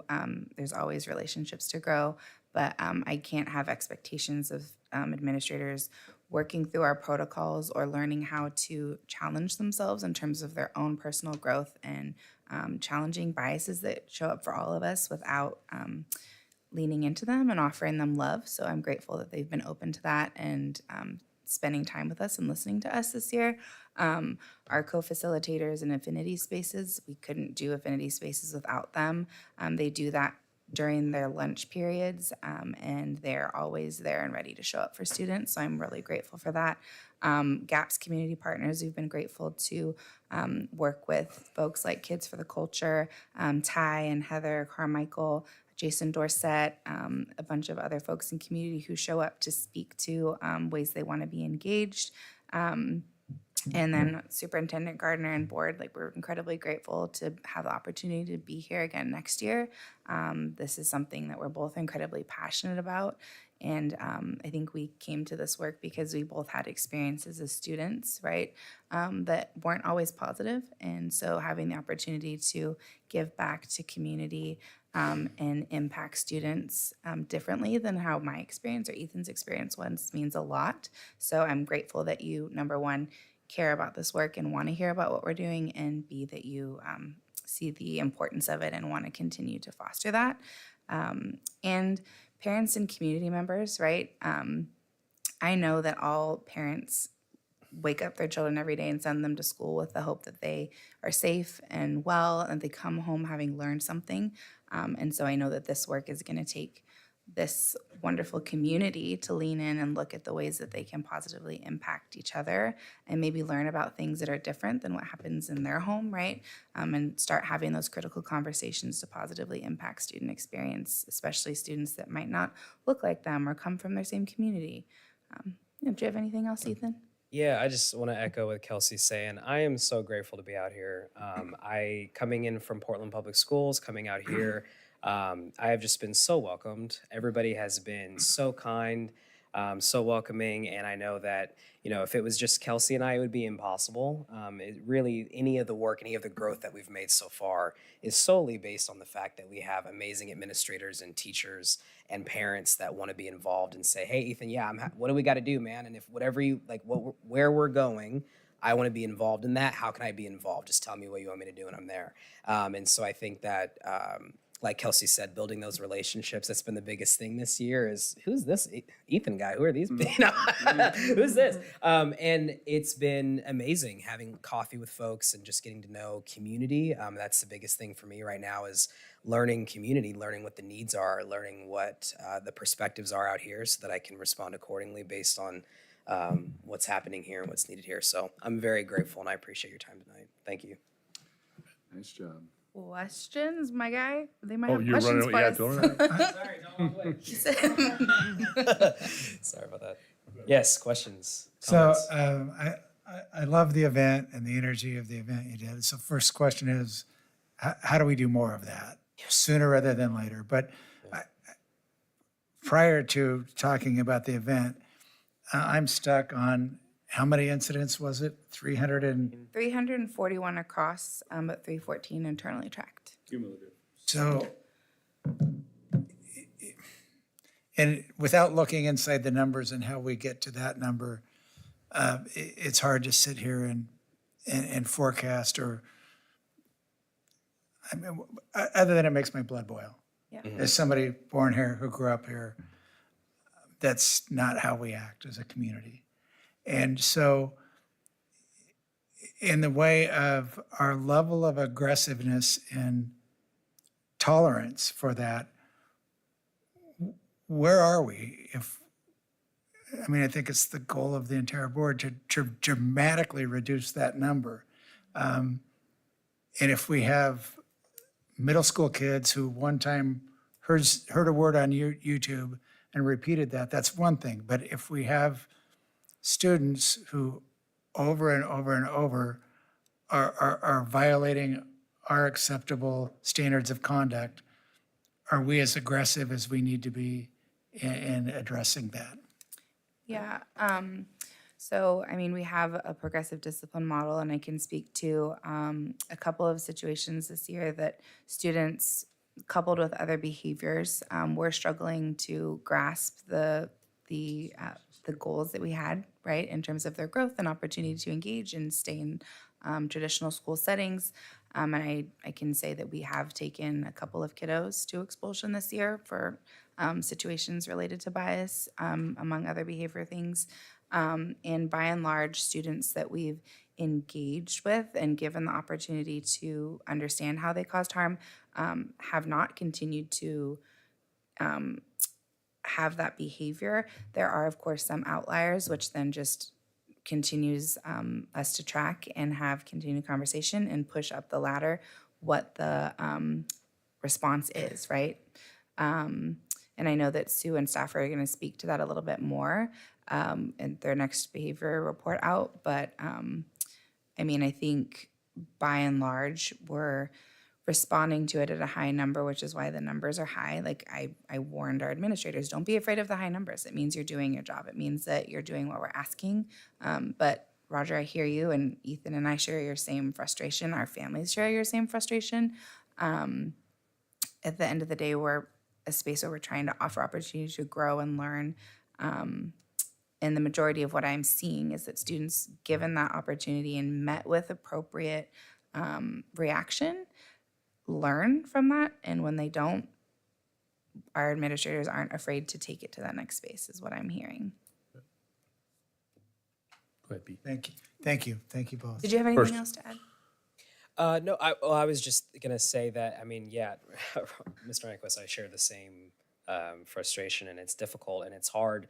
You know, we have conversations with families that we know it's possible it could happen again tomorrow, even though we just had a conversation today. And that's incredibly difficult. And I think that we're holding kids more accountable this year, absolutely, based on what I understand. Like, this is the bias incident protocol. Our teachers and our administrators are really leaning into that. And in leaning into that, kids are starting to realize, oh, when I say that, it has consequences. But I think ideally going a step further, not just holding students accountable to it, but it's also, I mean, you know, if you tell me, Ethan, you did this and it's not a good thing, it's like, well, yeah. But why is it not a good thing in a way that I'm going to appreciate or want to receive? Because that's really where you change the behavior, right? Is I have to tap into and have a conversation with you based on where you're at and say, okay, we're using this language. Here's why you're getting in trouble for it.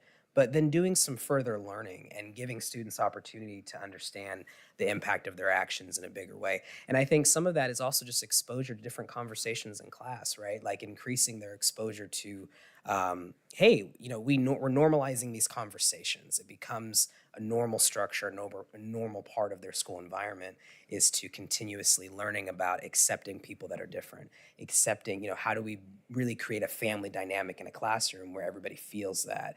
And I think making students a part of those conversations can change it over time, but it's going to take time. Yeah. Thank you. First off, thanks for your work. It's fantastic to hear that everyone's engaged and wants to be involved in it and move it in the right direction. And that's the feedback I get, you know, overall. I agree with Roger. That's a huge number. We don't like that number. But I quite frankly think prior, the number was bigger. We just weren't reporting them. You know, so the nice thing is we've reached a point in our group culture or staff that people aren't afraid to report, right? And I think that's a huge step. You know, I also think it's a huge step that we try, you know, to do it the right way, and we try to teach these young men and women how to act proper through restorative justice. And then if they don't, then there's consequences, and there really has to be consequences, you know, and we have to embrace that too, because that's better for the child that's being attacked, and it's also better for the child who's doing the attacking, because they got to learn that's unacceptable. And I think one of the other things that's really where we're going to get movement in this is the fact that parents and, you know, peers, we learn through what we see, right? So if you see some kid being a punk and he didn't take the medicine, well, hey, I'm not going to be the punk, right? So I'm not going to do that. So I really do believe we're on the right path. Yes, it'd be great if we were farther down the path, but I do believe we're on the right path, and thank you for the work. Yeah, I probably don't need to say anything because it's the same thing Pete said, but I agree with the numbers thing. You know, last time I thought the numbers were really underrepresented, so I don't like the number, but I at least believe the number, and that's more important. And the other thing I want to make sure I'm hearing you loud and clear is that you're satisfied with the response of the adults in the district towards this behavior, that you believe it's appropriately, the teachers and their administrators, the seriousness of that they're taking it, the urgency with which they're approaching it, you're satisfied with where we're at there? I think that folks in these positions are getting more confident and comfortable with the outcomes. I think it takes time to understand how to handle it, especially if it's outside of your cultural schema or norms. These conversations don't come lightly. I understand, though, that needs to shift, and we're doing our best to support administrators with their comfort in mitigating these issues. It's easier for Ethan or I to show up into those spaces and have those conversations just because lived experience. But I can't be in 21 schools, and so we're doing our best to, I know, right? are doing our best to support our administrators in their comfort. And those who have leaned in heavily to us are in a completely different place than they were at the beginning of this year. And I hope that with time, other administrators know that we're here to support and love them, and that we're not judging, we're genuinely trying to offer them support. So. And I think for me, just to add on to that, for me, I'm looking at what are our students saying, right? Because I can say a lot of things, but what are they saying? And I think our students fundamentally, from being able to connect with them on an individual basis and in group settings, what they're saying is, yes, it's still happening and it sucks. But also, my principals, my teachers, I am willing to say something because I am starting to trust that something's going to happen. And I think we're in the process of rebuilding community trust with our Black and brown families. That's what I do see as the trajectory of where we're at. And that's huge, because if families and kids don't feel like they can say anything, and if I do, well, who really cares? That's a huge problem. And certainly it's a problem that we have kids experiencing this kind of harm, but I see the difference in, yeah, but when I tell Mr. So-and-so, I know something's going to happen. And when I go to my principal, there's an immediate investigation. There's swift and consistent actions being taken. And so the rebuilding of community trust, I think, is what we're in the process of. That's huge right now. Thank you. And we still have a ways to go. I think the other thing we need to remember is we do have the ability to track the incidents over time so that these can carry on into the next year. We don't wipe the slate clean and start over, which would of course give the same kids a chance to reoffend and create victims all over again. So we'll be talking about how we transition that from 5th grade to middle school, from middle school to high school, so that those kids don't get a do-over. And I think also communicating administrator to administrator so that there's plans in place so that students who have historically caused harm don't end up in classrooms with kids that they've caused harm to, so that that experience can be different as they transition into new schools. Thank you both. Please bring us the unvarnished truth so we can deal with it. I mean, I guess that's at the end of the day, I mean, some of this stuff is not pleasant. It's not fun to think about, but we need to continue to make some adjustments, some changes to improve this. And so thank you both for doing the work. That's great. I'm glad we're making some progress. That's really nice to hear. It's never enough. It's never fast enough. There's some things here, middle school grading, I'll take that on. Pete's been doing that before he was a board member, and we're still not there, but we're gaining on it. So these things are slow, they're incremental, but it's nice to be able to measure them over time and see that we're making progress. So thank you for doing that. Really appreciate it. Thank you. Thanks, guys.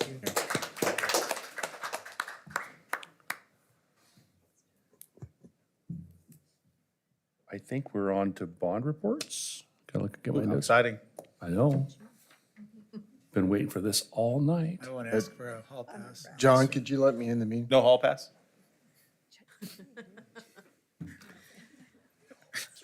All right. I vote no hall pass for Roger on this. Do we need to take a break for a second? You guys okay, or you want to take 5? All right. I vote for his freedom of speech. We don't want to censor him at all. Mr. Bolin, when you are ready. All right, well, my lucky number is 7, and this is your 7th slideshow tonight, but it is just 5 slides. You know, and normally I skip over this a little bit, but Mr. Engel inspired me tonight. He mentioned to you his passion about teachers having the greatest impact on student learning. That is why this was created originally, and the work that I did last spring. And research supports that notion that he has. My second belief is administrators have the second greatest impact on student learning. So that is exactly why this was created. What can operations do to support administrators and teachers having greater success with our students? And I can think of all kinds of examples that I've seen in the last year where our staff has gone after this, we reinforce this, and this is in front of them all the time to reinforce and to guide and praise people that are doing this work. So I just wanted to mention that. I'm glad he mentioned that tonight, and that's why this was created. One of the best activities to make this happen is this: getting our directors into buildings and seeing what's going on and creating relationships with our staff. That's how I think you get it done. And we've got, how many? 1,756 visitations to school this year because we focused on it. And I think it's really important. I think the work of Kelsey, she's getting into buildings. And I think it's evident there as well. So, in brief, Sunrise Project, going outstanding. We did all the bestest work. It was a little bit more money than we anticipated, but it all got done over spring break, so we're ready to go for the summer. They're also starting work over the next couple weeks of things that they can do while students are still there. I'm meeting bi-monthly with the project manager, and we will go to weekly when the project started. Triplet Whelming is doing outstanding work for us. They are on top of it. They're on track with us, and I feel really good about the work that they're connecting with Lauren and doing. So I think we're in great hands. Feel great about that. Central's going on as planned. We've got things happening this summer. South Shore HVAC, I communicated to you a couple months ago, we're having problems with the doors shutting and need to do some system modifications. Those designs have been completed, and that work is scheduled for June. We didn't want to do it during the year and interrupt instruction, so we'll keep our eyes on making sure everything is tracking well this spring, and then we'll get it done as June goes on. So all that's going really well as well. So quick highlights. We've had some cancellations in the transportation department. They're down about 9 employees. It's a daily challenge to cover routes. Those folks over there are working really hard to get our routes covered. And just to let you know, they did 85 trips and with all that as well. So they're busy and they're working really hard, but we've been down a few employees. It's challenged us. Facilities work orders, you can see the numbers there, outstanding work. Threw in some top 3 work order categories. I was surprised to see plumbing as the first one this last month. We have 1 plumber on staff, so he obviously was pretty busy last month. Interesting, also Katie that does our facility rentals, 176 community events scheduled in our district last month. That was a surprising number to me. I hadn't seen that before, and I think that she was telling me she's busy. So she's busy. That's a lot of work to do that, so that's great. Grounds custodial, I asked AJ to give me a list of things that were done for the board report. I could have used 5 slides of all the work that was done over spring break with our custodians and our grounds crew. Doing great work, and you can see the list of things that were accomplished there. Technology's been doing great works. Their work order system is fantastic with getting back. Our desktop replacement that you guys funded with ESSER funds is on track, and she showed you that graph last month. A great project they did. They replaced all the access points in a day and a half at South Albany High School. That was a whole team effort. Everybody from the technology department went to South. They tackled it, did it together, had a great time. And that was a E-rate project that was presented last month. So all 89 were replaced. Got a few more to do that they needed a lift for, but we'll get to that. West was accomplished, finished that one up. We have some teacher devices that are being replaced in technology with Chromebooks, and our teachers are eating those up and really liking that transition.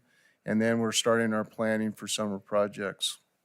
Food service, our audit's been submitted and approved to the state. And you can see our breakfast and lunch services are up significantly from last year. And I'll say at West Albany High School, we were averaging about 240 lunches. It's up to 450. So we've doubled our numbers there by going to the free program. So that's outstanding. We've added 2 more staff, I believe, there too, to cover that. And that's it. Great work, though. Any questions? It's like a laced potato Look, chip. I just- You just can't have just I one. just care. No, that's fine. A couple of things. So the canceled routes and being short drivers, I know we really struggled through the whole COVID component. I think we did kind of an emergency change in compensation for bus drivers. I remember doing that at Central. It was, while Rob was here, it's been some time. And so, I mean, I'm really interested in solving that fundamental problem, because if you're short 9 drivers,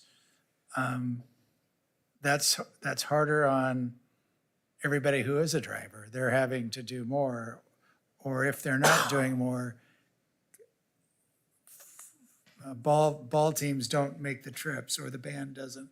It becomes a negative momentum thing that we just need to turn around. And so we don't have to do it tonight because it's 9:15, and I promised I wouldn't even ask this question, but I'm interested in seeing options as to how we turn that momentum around. And there are options, right? And we just need to see those and see if the options are better than what we've got now, whether it's more competitive compensation or enhanced recruitment. I don't know, but I don't think any of us are comfortable with it. And we hear during every presentation, it's about getting kids in the classroom.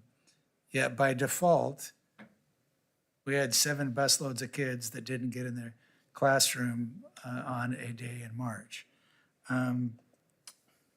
So there's that. And then the other, I guess, question I'd have is, are we tracking revenue for the 176 events?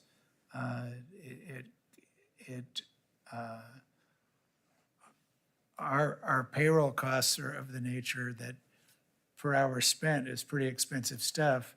And is the fee structure in a way that we're actually making money on that? Are we tracking that? It is, after all, the community's facilities, and so there's a balancing act there. But I go back to renting out a ball field for a couple hours and charging $50 to do that. I think that was the fee schedule when we got here, and I doubt that pays. So don't have to hear it tonight, but I'm interested in what those numbers look like at a future board meeting. And that's all. Thank you. I'm gonna squeak my wheel that it's not HVAC.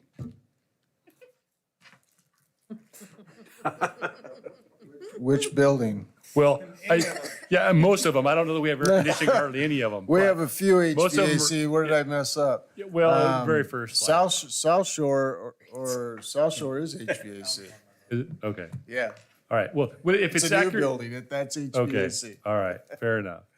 I have a quick question regarding the cancellations. It's just due to loss of employees. Was that employees calling out sick, or was that employees no longer employed? It's a combination of both. And like Roger said, I can do more on that later to not prolong this, but it's a combination of all. There's not really a pattern to it of we're down a few employees. There's not we had some illnesses. We've had stroke, things like that. We've lost a few drivers. Training drivers isn't an overnight fix, but it's a combination of all of them. I just want you to recognize we're doing everything that we can to get kids to school, because they know how important that is. So the last resort that they do is a cancellation. That means all our mechanics are driving, all of our office staff. I just want you to know they're working really hard, and we're going to work really hard to do our hiring processes and get more people in those seats. So, but that's another night. Right there, I can tell. No? All right. I don't want to muzzle you. Okay. You do. I just want to say really good job to you and your team. And just, I'm sure you're doing this, but just like you said, we're using all our facilities a lot, and I drive by the west one and south one all the time, and I see people out on the field. Hopefully, as we make those monies, we're putting that money off to the side to repair it. That's all I would like to say. We're making progress. Yeah, trying to achieve revenue neutrality would be great, so that we're covering our costs. I know. Good luck. Yeah, I know. Let's move on, shall we? Because I'm getting a little punch drunk. Let's talk about school support fee. Yeah, this has been proposed by Lynn County Enterprise Zone. A gentleman named John Pascone has initiated this request on behalf of, I believe it is both in Lynn County and in East Albany. It is a request to create an enterprise zone there, which will, over a period of 5 years, will allow an abatement of taxes to the zone for the purpose of creating some investments over there. And I couldn't speak specifically to all of that, but for 5 years, there is a reduction in property taxes. You can see that in about the fifth whereas in the MOU, the fee rate by law must be between 15 and 30% of the property taxes that would otherwise have been paid without that abatement. And in the last 2 years, that fee the district is allowed as low as 15, but as high as 30% of what's called a clawback to that exemption. So discussing with a couple of you, we have reached the conclusion that the lower number would best incentivize that. And so this MOU reflects that it is the lowest of the numbers there on the incentive. The funds that we forego, there are several similar sort of tax incentives that cities can undertake. One of them is the urban renewal zone or whatever that will. Urban Renewal District, right? Urban renewal districts. Sorry, Mr. What they do is they give a property tax adjustment, but it does not fall just on this district because we equalize our per student funding above this. There are many who have passed similar things, urban renewal districts in the state, and we help by equalizing for them, right? And so I don't think there's a big impact here. The less we do here, the more incentive there is to the companies who are pursuing that, and we can give you guys that information as well. More specifics, we could have John come and talk, but recommend at 15% that it's a go. And from what I understand, the way the budgeting works, the state, I guess the property tax kind of comes in first, and the state makes up the difference. And so at the end of the day, we end up with the same amount of money we would have. Yeah, I suppose you could say that there's a minimal impact across all districts for these sort of zones, but it is, we'll talk about a May adjustment, but really once we have our property taxes low, high, missing this, having that, we would then equalize above that. Right. Sure. If I might. So this is a new investment by a local employer that meets a criteria that qualifies for the enterprise zone relief. And what they're getting is, depending on the program, either 3 years or 5 years of not paying property taxes on those new investments to create those jobs. This is a new program. Up until now, they were allowed to be at zero, but the legislature said you have to contribute. You can't escape the school funding portion of it. So, and it is, as I understand it, all equalized at the end of the day. Yes, it is. So I would recommend a passage. So I didn't see. Business though, right? Oh, Yeah, so this is just first I didn't read. know that there was a time involvement there. I thought we could, but I'm fine with that. It has not come to us in a hurry, so. Okay, so we next meeting, we can pick this up then? All right, we'll just put that on the next agenda. Does anybody have anything that they want to learn about that more than what we have shared tonight? I don't think so. it might be interesting for all of you in a 5-minute call with Pascone to learn the company and the dollar amount they're investing and the number of jobs that it's creating. Just as residents of the community, you might find that interesting. Well, yeah, that would be, and also that their employment taxes will still be paid. And so all of that will still go into the system. It's just property taxes we're talking about. All the other taxes will still occur. Right. Yeah, so.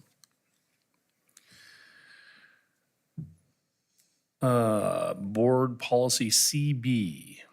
Yeah, if you'll take a look, both M2 and M3 relate to Senate Bill 1521, which probably comes from the light and heat of the COVID years. You can see there that the change to the policy is that the board may not direct the superintendent to take any action that conflicts with a local, state, or federal law. And I think you guys had made it very clear that you were going to follow the law when you passed through that difficult time period. CBC is related to that. Again, it basically governs the superintendent's contract. And I don't see what has been added there. Is it all new proposed? It's an all-new proposed. Okay. And so it basically covers the length of the superintendent contract, compensation, and provisions for termination, either by the board, will be set forth in the superintendent's employment contract. The employment contract, if it includes a mutually agreed to termination without cause, will include a 12-month notice. And then for a period of 1 year, the superintendent, apparently thus dealt with, will not purchase property or surplus property or use property owned by the district or a charter school. That may be fixing a problem. I am unaware of the circumstances that led to that being included in there. So if we go further, is that?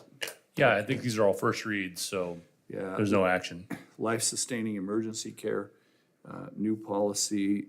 We did not have it. This helps our staff who may have a student with directions about whether or not our staff would provide life-sustaining emergency care. This gives direction to those situations so that we aren't making those decisions about a student. And I think we could have one or two that meet that. Well, my first read through that, are we requiring staff to do that or giving them the option to do that? I think this gives us the option not to do it. That's how I read it. And that's opposite of that? It's optional. It's not a requirement necessarily. It allows staff the Allows staff. ability to provide CPR Oh, that's care when a student has that need. If a student has a do not resuscitate order on that particular student, so it allows staff to provide That's right. emergency care while emergency are en route to the student to help with the student. So then once the emergency responders are in place, then they further make that decision. But it allows staff the ability to proceed with emergency care in the event that it's needed. And we do have a student or two that has a do not resuscitate. DNR, okay.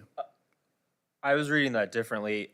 In this third paragraph, it says a refusal to provide life-sustaining emergency care to a student in need of such care would be a denial of educational services, which previously it says is unlawful. So that, to me, reads as that's a requirement. That's how I read it too.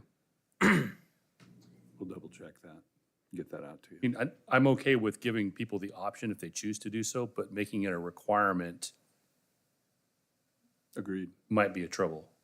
If someone isn't qualified. Correct. I mean, I read it as the district has the requirement, not the individual. And the Right. district already has a requirement to have a certain amount of CPR certified staff. Right. I don't read it as any different on that level than.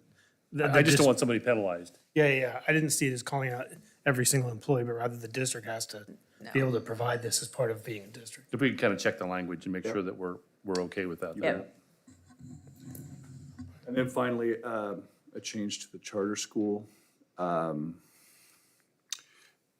One of the things there is just, and I'm not sure of the historical, but if you take a look at the charter school policy at the bottom there, you can see that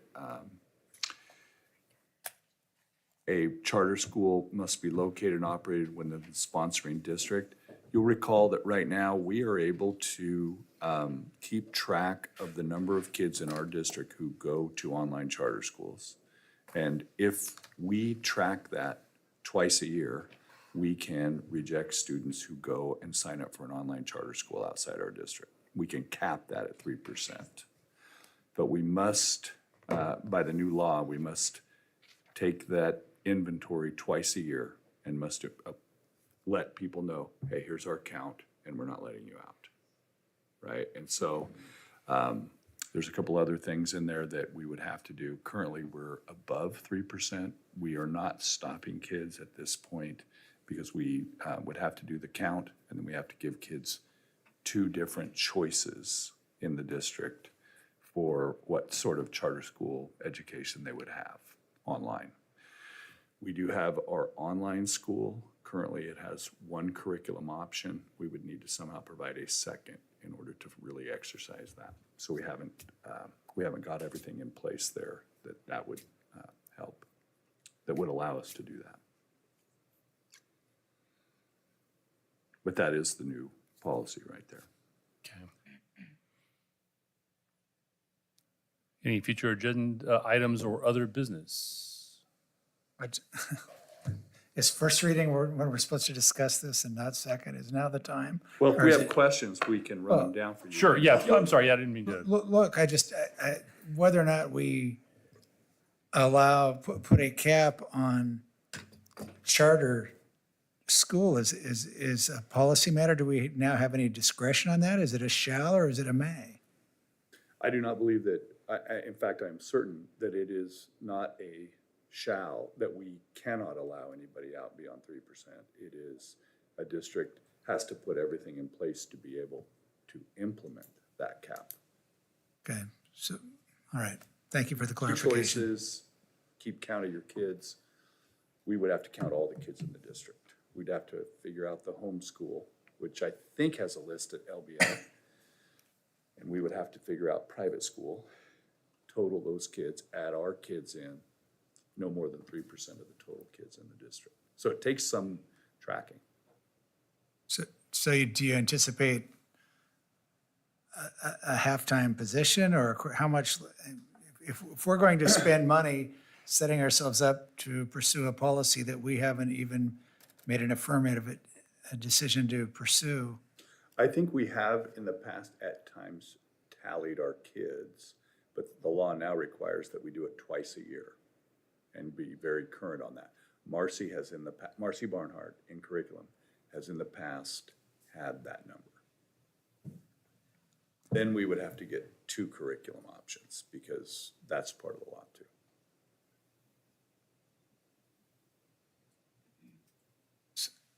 So there is some cost in order to be able to even actuate it. Yeah, I'm just not sure it's an issue. And I'm not sure we should expend dollars pursuing something that isn't necessarily an issue for our district. I don't disagree. We haven't. Yeah, we have not been turning kids down. But if we pass that policy, We could.